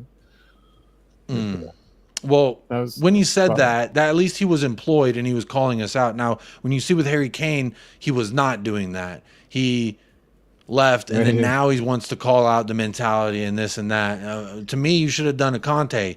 You really want to. I mean, again, Kane would have never done what Conte did. But when he said those things, while they were true, just like Harry Kane's quotes, while those are true, was that needed? Was that necessary? So, Cubed, I do agree with you in the sense of like fans going from, sorry, someone's comment, Rich said, sorry, Conte just joined the stream for a moment, or was that Jacob? My impression was that good. No, I just see it as like, I appreciated what Conte did. I'm glad that he fucking threw a grenade in the building before he left. And because if he didn't do that, we wouldn't be in this juncture with Ange Postecoglou. So I agree with you, Cubed. It's not right to sit there and like to build up your argument for Ange Postecoglou by tearing down what Conte did here. But I think as fans, we look at it and say, damn, this time last year was so much different. Yeah, we were top of the league and we had the best start ever, but like we all knew those performances weren't sustainable, that a lot of luck went into some of those. So like, I try to not bash on the man because I was singing his name in the living room, singing it when we were doing well. So I don't want to sit here and bash on the man. But when I look at how we looked that West Ham preseason match after 11 sessions of Ange Postecoglou's tactics, how different we looked, it was immediate to me that like, wow, this is something more exciting than I saw under Antonio Conte. And that's just from my amateur fan perspective. So yeah, there's always different perspectives, isn't there? I mean, our good friend David on Irish Hotspur as well. I remember him saying one time when I explained the same thing as I have tonight about how I would need to have football would be stylish and attacking and you exciting everything about the club. And I remember David saying, you know, sometimes I really enjoy it when we win badly, just because it's that tribal thing of being able to taunt the opposition that we didn't even play very well. We still beat you a lot. And he gets enjoyment out of that. And I thought, I've never really considered it that way, but I can see why people do get that. It's not the way of looking at it, but other people certainly do have their other ways. And some people enjoy the Conte way of playing. Some people love Mourinho and love it when you really antagonise the opposition and just find out their weaknesses. And in a lot of ways, it's quite funny when you watch Mourinho get one over on Pep, isn't it? Because, you know, Pep's the footballing god, apparently, and somebody like Mourinho comes along and really annoys him. There's humour in that. There really is. But it's not for everybody. But you can't take away from the fact that Jose's a winner, Conte's a winner, you know, and we have not been for a long time. Winners. I mean, are the winners still, or were they winners? He was saying facts, you know, in that regard. So my thing is, like, some of the things that Ange has said recently around, you know, taking responsibility and, you know, for like himself and not blaming anybody else for it, you know, and then letting the dressing room kind of manage themselves. I like that. I think that that's exciting and that's great, you know, and I prefer that over some of the things that Conte said, right? Or over some of the things that Jose said. But I don't appreciate revisionist history, okay? Because Porro is someone who we're enjoying right now, and, you know, is he better than what our options were last season? Yes. And who signed him? When was he signed? He was signed under Conte. Udogie. We love Udogie. Udogie is doing so much better. And it's Ugodi here on the channel cube. When was he signed? He was signed under Conte. It's Ugodi. That's how you pronounce it on the channel. So, you know, but so I'm just saying, like, and then you have people were dragging Conte for Jed Spence, for not playing Jed Spence. And then Ange is like, I don't want Jed Spence. You know? Yeah. Do you remember, Cube, at the beginning of the summer? I was like, watch, maybe Jed Spence can be dark horse for a substitute for being on the bench. Like, he was nowhere near the squad. He said, I nominated him as a dark horse. Maybe he could prove something under a manager whom openly said, all players here have a chance to prove something to me. And well, there you go. And he's out the door. Well, there you go. Exactly. That's what I'm saying. Like, people, revisionist history. I'm saying revisionist history right now. Conte contributed some good things to us. Jose contributed some good things to us. They weren't the right fit as manager. It is Ange era. Let's back Ange. I'm excited for the future. Looks like we're off to a good start. We typically have a new manager bounce, to be fair. We've been having a new manager bounce every time we have a new manager. Even Nuno got like manager of the month that first month. Okay. So I'm just cautiously optimistic and just hoping that it persists. And I hope that when he's saying that he's going to build something, that he builds something to win, not build something with the opportunity to win every year. I don't want the build something for an opportunity to win every year. I want the build something to win every year, because I want to win. That's what he said. You like those quotes too. He said that he wants to build something that is up to winning every single year, not just the chance of winning this season, but for seasons to come. So I like that quote personally. I want to say big shout out. I don't know if this is Ian McKenna or Lane McKenna, but big up. I think you're a Newcastle fan. I've been seeing your comments here in the chat. And I do want to say, anyone who's new to the channel, please do hit that like, hit that subscribe one time. It helps the channel grow. The vibes are always immaculate here. Even when we disagree, we all keep the vibes immaculate. Scott was just here providing the antithesis points to my points and Kuva's points and a lot of the fans in the chat's points, but also he represents a faction of the community that feels the way that they feel. And I think it's perfectly fine to feel the way that you feel.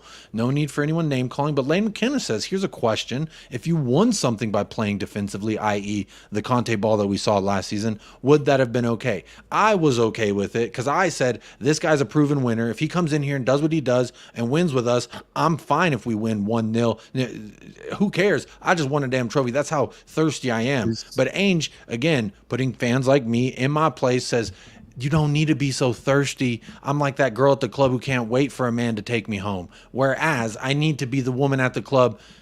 You can take me home, but maybe I'll say no. And that's where Ainge's stance is coming from, is I'm not just trying to win something for the sake of winning it. I'm trying to build something to win something, not just win and boom, that's it. Build while winning and playing my style and growing this. So again, Postecoglou making me fall in love with every word that he says. Doves do cry, like the Prince song, when Ange Postecoglou speaks. So that's how I feel. So I want to throw this... I'll throw this. Let's just go around the horn real quick. Kuva, where you say, if you didn't like Conte from the jump, you didn't want him, but if we won a trophy last season, would you have been okay with that style? No.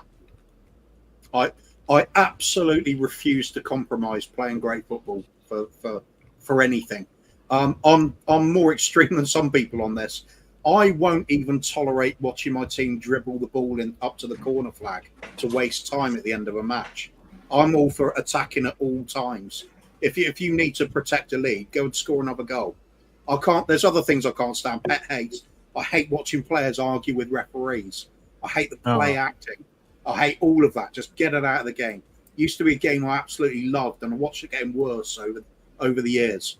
And the biggest one for me is things that take away your enjoyment of the game. Playing defensively because some coaches have done that and won a few European competitions, for example. I don't think that makes it the way forward for me. I'd much prefer to see the Pep Guardiola approach to the game, or what stems from all of the Dutch style of football, the Johan Cruyff total football thing. I'm such a believer in that. You never stop playing. Always play good football. Get the ball on the deck, play beautiful passing game. It's not as hard as people make it out to be. You just have to keep practicing at it and have belief in it. So, no, for me, trophies and great football, the two have to go together. Win with style. Same way as I play pool. I can't play a boring negative shot. I've got to go for it. And if it means playing off free cushions and, doing trick shots. Hitting the A ball, losing it all in the final shot when you could have just gone for the easy chip. Yeah. I'm okay with that too. I like the vibe, Kuva. Colin, do you have anything to add on that? Kuba has really been elegantly kind of backing our man and describing what our team is now looking to be again, and what our team strives to be in our attacking ways and just the style of football. I don't know if I can say it much better, but yeah, it's good to see this again. Even when I started supporting, under Harry Redknapp, was when I first got indoctrinated into this cult that is Tottenham Hotspur. The football was more free flowing and attacking. Then players had a lot of freedom. It seemed like tactically then, and they enjoyed the football. And I feel like that's super important, is for the players to have fun, and they look like they're having fun under Postecoglou. Whereas in the past they haven't looked like they're so pumped up, like the defenders, for example, just looking absolutely stoked whenever they get a clearance or I don't know. I just think that that's what we've missed. Those things have come since Postecoglou's been here, and so I think clearly that that they go together. Those two things must go together. Correlation doesn't always equal causation, but that stuff all started whenever he came. So yeah, man. Fair enough. Bring it on. Bring us more. I'm really digging it so far. We are here over 2 hours. I do try to keep these to under 2 hours. We are 2 hours and 10 minutes on. So if you are still here, I see about 250 of y'all still hanging out with United Spurs of America. Hit that like if you don't mind, or hit the dislike. Let me know what you think about the show. And participate in the poll. I see 209 votes, 172 likes. Honestly, that's a shit ton of likes, so I ain't really going to complain and say the ratio's got to be better. I'm just going to be grateful and thankful that we got over 150 likes on the stream, because honestly, that was the goal I set out for today's stream. We are 25 likes now above it, because y'all still liking the video. So I appreciate y'all hitting that like, supporting the channel, doing what you do. And also want to say a big shout out to Moondog. This is now the 4th super chat from Moondog. Says, "To dares to do, that is my Spurs." And I think that echoes the same sentiments of Kuva. I like to think that all sides can be represented equally. I can only share my truth. Kuva can only share his truth. Colin, Cubed, Scott, etc. And, you know, we don't always have to agree, but I like that here, at least on this channel, there's always respect and love behind everything that we do. So I want to say big shout out to all the new people who have tapped in with us tonight. I do appreciate that. Colin, I know you have a show after this. I think you're running late for, so I'll let you go ahead and drop off, and I will be sending everyone over there afterwards. So you got anything to say before I let you go?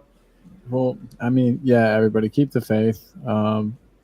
Keep riding the train, and yeah, I think we're gonna see great things. I think Scott's gonna have to eat his words. I love you, Scott. Just kidding, buddy. But yeah, big love, everyone. Be good. Be good to yourself. Be good to others. Trust in Postecoglou. There you go. In Ange we trust. Big up, Colin. Thanks for joining. Colin with Talk and Ball. Again, just sit tight. If you want more Spurs content, he's got a relaxed show after this, somewhere to chill out post United Spurs of America. We'll send you over to Colin. Go make sure you subscribe to his channel. Another American content creator who loves Tottenham with all his... He's got a Tottenham license plate, so come on. If he's driving around illegally, because it's formatted like a UK license plate, so it's technically not even street legal. This man risks his life every day just to support Tottenham Hotspur. So he goes to the grocery store. He's risking jails, fines, punishments, tickets, what have you. So go support. They kill you too straight away. Hey, I have to ask you a question, but I'll ask you in a private chat. But just be on the lookout for a message from me, a secret message. Great. Glad we could do that live on air. So big ups, Colin. We're talking ball. Take care. We will send people your way very, very shortly. The show will not go on for too much longer. Still over 220 of y'all in the house liking the video. Let's see how many dislikes we got today. Only one dislike so far. That's not good. Scott. Yeah, no, Scott likes the video. Scott, he pays to be a member. He likes the video for sure. Chris showing a lot of people agreeing with what Kuva has to say here. 1 billion % Kuva. Attack. I think that's 1 billion. A lot of people agreeing with Kuva here. It is called the beautiful game for a reason. Talking about batter, the whole premiership is about to get fried, says Dub Shaman. Big up. GZ to any American followers of any club, by the way, watching games at 3 a.m. can't be easy. The earliest kickoff from my time zone, Ian, is 5:30 a.m. and waking up for Antonio Conte ball at 5:30 a.m. was tough. I did do it, but I didn't sing Antonio at those matches. I will not lie. But Ange Postecoglou has me waking up bright and early, 5:30 a.m. Got me waking up super, super early, just so I can see who Ange has picked in his lineup. Because go ahead. Oh yeah, you wake up. I mean, Jacob knows. I'm on the West Coast in California, and I wake up at 4 a.m. to watch Spurs games. I woke up at 4 a.m. to watch Conte games. I wake up at 4 a.m. to watch Ange games. So, I mean... But see, all I can say to that is, to yourself and everybody else around the world that wakes up at these crazy hours to watch Spurs, doing that over the last 3 or 4 years, you are a better fan than I'll ever be, because I wouldn't have done that. I did. But I tell you, for Ange, I at least wake up early because the lineups, I don't know. I don't know what he's... And with Conte, it was like, I don't need to wake up for the fucking lineup. I know Eric Dyer's going to be starting. I know that. I can't get away from that. And so, that at least it's just... That's the immediate difference for me. But big up, Colin. We'll see you later. I'll send people your way. His show will start after this one, and I will be sending y'all. Scott says that was me hitting the dislike. J-Mac, great show. Jacob and panel. Big up, Chris Peters. I want to say big thank you to everyone who did tap in. We'll real quickly rattle off through these questions that I have starred up. There goes Colin. Yosarian, who's going to get on the score sheet this weekend? Yosarian, we will be doing a preview either Thursday or Friday of the match on the weekend. But what I will say, Sonny, the sun will come out this weekend. That's what I will say, Yosarian. Captain Grandma, at least one space left for foreign players in the squad tomorrow. Who would you choose, Hugo or Eric? I'll choose any foreigner off the street before Dyer. So I guess Hugo it is. And then Chris Peters, question, injuries aside from international break, do you think we'll play the same 11 that started in the last game, i.e. Sonny in the middle, Solomon through the left? I think so. But again, that kind of alludes to the point I was making earlier. I just don't know what Ange Postecoglou is going to do, and that's great. He's keeping me on my toes. He's keeping rivals on their toes. You think you know, but you don't know. And as soon as you think you know, he changes it so nobody knows. That's what I love about Ange Postecoglou. Big up Chris Peters for that one. L with a question about over an hour ago. Question, who's the 9 this Saturday? I'm saying Son. Panel, do y'all have anyone else you think Richie gets the 9 this week? Why fix something that's not broken? Or attempt to fix it. Got to be some. Yeah. Cubed, what about, I know your answer, Cube, but you want to go ahead and say it? It's got to be Sonny. It's got to be Sonny. 1,000%. Question from Milton Nobrega. Question, guys on the panel, would you rather a top 4 every year, no trophies, or finish 10th every year, but winning a League Cup or FA Cup every year? It's an interesting choice that you're making us choose between, but what I will say is give me a couple years of all these cups and trophies, I'll take that, but then let's get back up. That's why I want the best of both worlds. I guess I want my cake and eat it too. Anyone else have anything they want to say about that? Sorry, I got to interrupt. I have to go. My nephew is calling for me to play some games with him. So glad that you could join.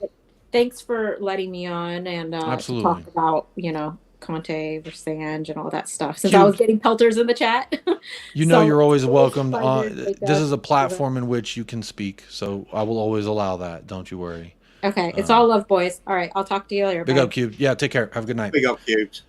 Kuva, did you have anything you want to add to this question from Milton? That's a tough. I'm like you. Have your cake and eat it. Trophies. Starve the trophies at the moment. So yeah, that's what I'm saying. I'll take that. Yeah, I'll take 10 of those. As long as the football's good to watch, I can take finishing 10th. I agree with you. Jay Ashraf, question panel. I thought today's Ange's interview today gave me Poch vibes with the dismissive nature of the domestic cups. At Celtic, his motivation was so different. I don't think it was dismissive, in my opinion, the way I perceived the interview. I don't think he was dismissive of exiting those cups. I think he was more acknowledging what happened while solidifying the fact of what I've said, why he did that, which was, I went out there trying to win the game. These players should be able to do that. And we came up short that day. And he acknowledged that. And he says, all the blame is on me. I don't think I remember Poch ever saying, from this moment forward, anything good or bad that happens is on me. No manager has come out and said that in my experience. So I didn't get the same Poch vibes for me personally. Plus, Ainge just makes me rock fucking hard. What about you, Kuva?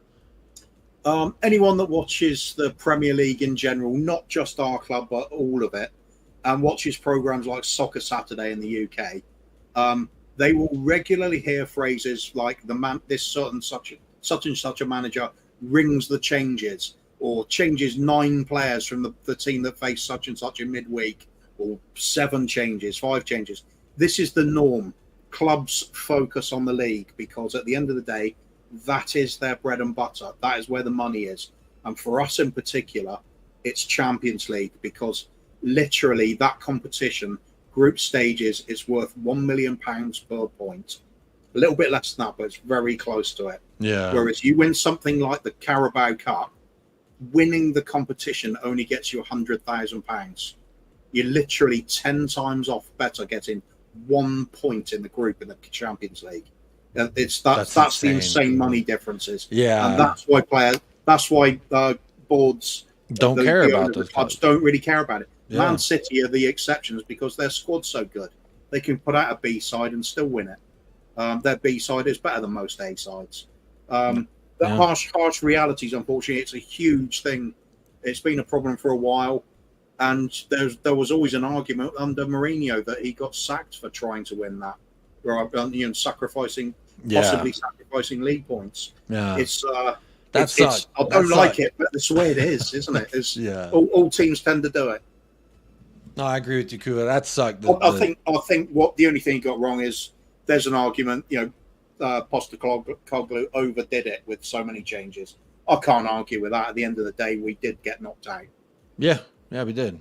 Every competition. But Ian, is that a violin, by the way? No, it's a cello. My wife plays the cello. She's very great. I'll super chat if you do. You don't want to hear me. All I can do is the little no. That's it. The little Jaws theme tune. That's it. Got a couple more chats just before we end this show off and send you on over. I'll pay 10 quid if you play some on that violin. I would if I could. You would demand I pay you to make you live. My wife plays it. This is her studio as well. Plus aesthetically, I just like the way it looks. Makes me feel sophisticated, Kuva. That's right. Gives you that ship's captain look from back in the day. What was that film with Russell Crowe in it? I've forgotten now. Master and Commander. That was it. He used to sit in the ship's cabin while hunting down Spanish ships. And him is that and the his submarine one? No. This is the big tall sailing ships at Epic. I know which one you're talking about. And he could play the violin while the Doctor played the. It was a period cello piece. Or something like that. Yeah. Okay, that's a good one. It gives me that kind of vibe. I love me some Russell Crowe. That's the only reason I have a soft spot for Leeds. He narrated a Leeds documentary that I binge watched, and I was like, I love it. I love it because Russell Crowe. It's another Aussie that loves the fight. That's what it's all about, isn't it? I got 2 questions left that I've starred. Callum Roach says, speaking of Cruyff, did you hear Ainge wants Jordi Cruyff as director of football? Is he playing hard to get? Kuva, I'll let you take this one. No, I haven't heard that, but it's an interesting one. I mean, if you'd have to assume Jordi Cruyff is well and truly up to speed on the way they do things in the Ajax system and all of that. I mean, you can't possibly have Johan Cruyff as your father and not pick up at least the knowledge of football, even if you haven't got the same playing ability. So it's an interesting one. I'm all for it. Whatever it's cliched over the last few seasons, whatever the manager wants, I want. But in this case, I really do mean it. I'm fully bought into what Ange does. I've fully bought into his vision of how we go as a club. And if he wants Jordi Cruyff in, let's do it. Get him in. I'm in 100%. I'm the same way. Last question before we say goodnight and send you on over to Talking Ball. Faz Radfar says, question, what is the chance of battering Arsenal away this year? We play them after Sheffield, so in 2 weeks from this weekend, we'll be playing the Filth. I've said we're going to go in there and win a tight match. We're going to come out and get a goal late and win it 3-2. That was my prediction. Maybe 4-3. It might be back and forth like that. I see it being end to end, much like we've come to expect. But I think our chances are good. I'll say about the flip of a coin. If I had to put a number on our chances, I'd say 50-50 that we could go in there and do some damage. I know Martin, who came over from Never a Foul, is an Arsenal fan, might say I'm waffling here. They might say I'm waffling here. So we will see. Newcastle fans, Ian says, good luck, Spurs, but we will batter you again. Hopefully we don't see that again. Master Commander is the name of the movie from Tony D. And Barry Taylor says, Ange Postecoglou. So I think there's another rival fan here giving us a little banter. Big up, Barry. Glad that you're here. Let's see. But Kuva, I think we're going to give them a proper game. I think we're going to be a lot more hostile and aggressive in the way we play football than they're expecting. They've got their big name signings like Declan Rice, and I don't think they're going to be ready for just how well the likes of Bissouma and Udogie are actually playing this season. I think a lot of people have been taken by a huge surprise by it. We play a risky game now. I think that's what Scott doesn't like about how we do things, but I think it's going to be a wild game. I could see another 5-4, one of these really crazy games happening. So let's hope it's 5-4 to us. I don't think we're going to batter them, that's for sure, but I don't think they're going to batter us either. It's going to be a typical North London derby, lots of excitement, lots of passion in there. and I think it's going to be fun. I think it's genuinely going to be fun to watch. I agree. James says 6-1 Spurs, so we're going out there dominating. And Callum Roach says Romero will put Odegaard out for this season. He'll get a red, but we'll just see how good Ashley Phillips is. Start of a title tilt. If he does do that and we win the match, this is my face. That shit-eating grin. Can't help it, my friend. I will love it. And then we get to see some Ashley Phillips, so good. Barry Taylor says 2-0 Arsenal win. That's their prediction. We will do a prediction show. Again, anyone new to the channel, I want to preface saying bring content 5 to 6 days a week, so always something new coming out. So we will have a show closer to kickoff day for Sheffield, and we will have another show, hopefully get some more Arsenal people in here and on the panel, and we'll do a preview for the Arsenal game. It's going to be a big week coming up. But I do want to say thank you so much to all the new people. Thank you so much to Never a Foul for the raid, sending some really cool people our way who decided to stick around and hang out with us tonight.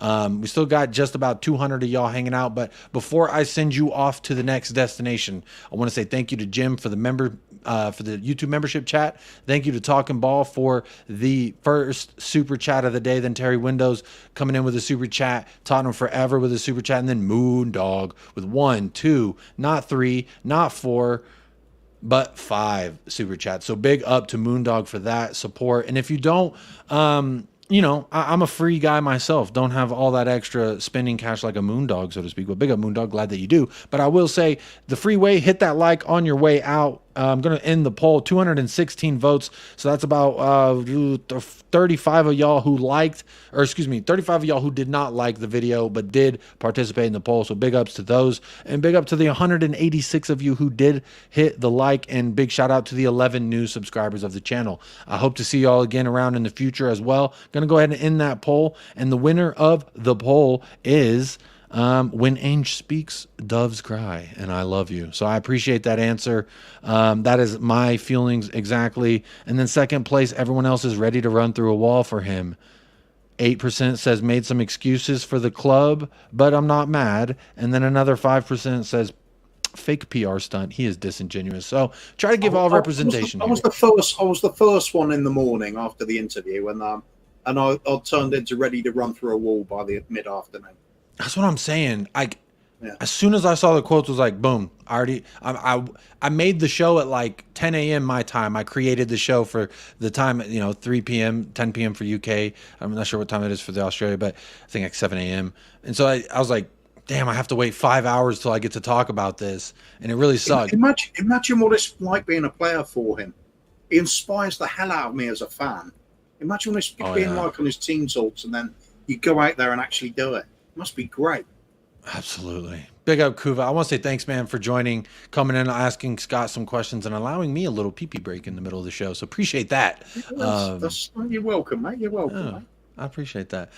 Barry Taylor says, I'm Arsenal, but this is a great show. I do appreciate you doing that and showing some love. We do have Chelsea fans, Liverpool fans, Arsenal fans that do tune in, and I say, bring on the banter. I perform better when people talk shit to me, personally. In any competitive forum, when people talk shit to me, I normally played better at the ball game. So there's only one crime when it comes. There's only one crime when it comes to banter.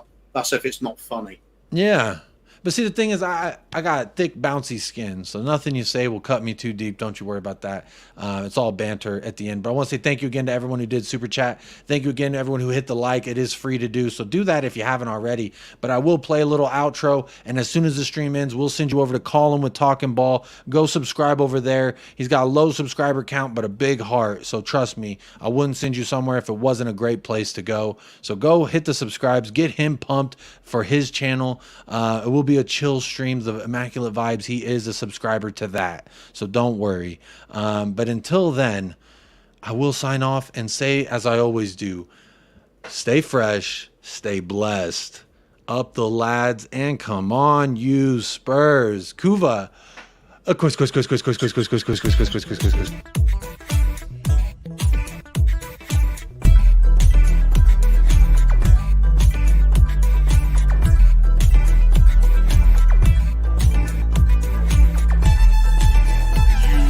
United Spurs of America, with your hosts, Michael and Jacob.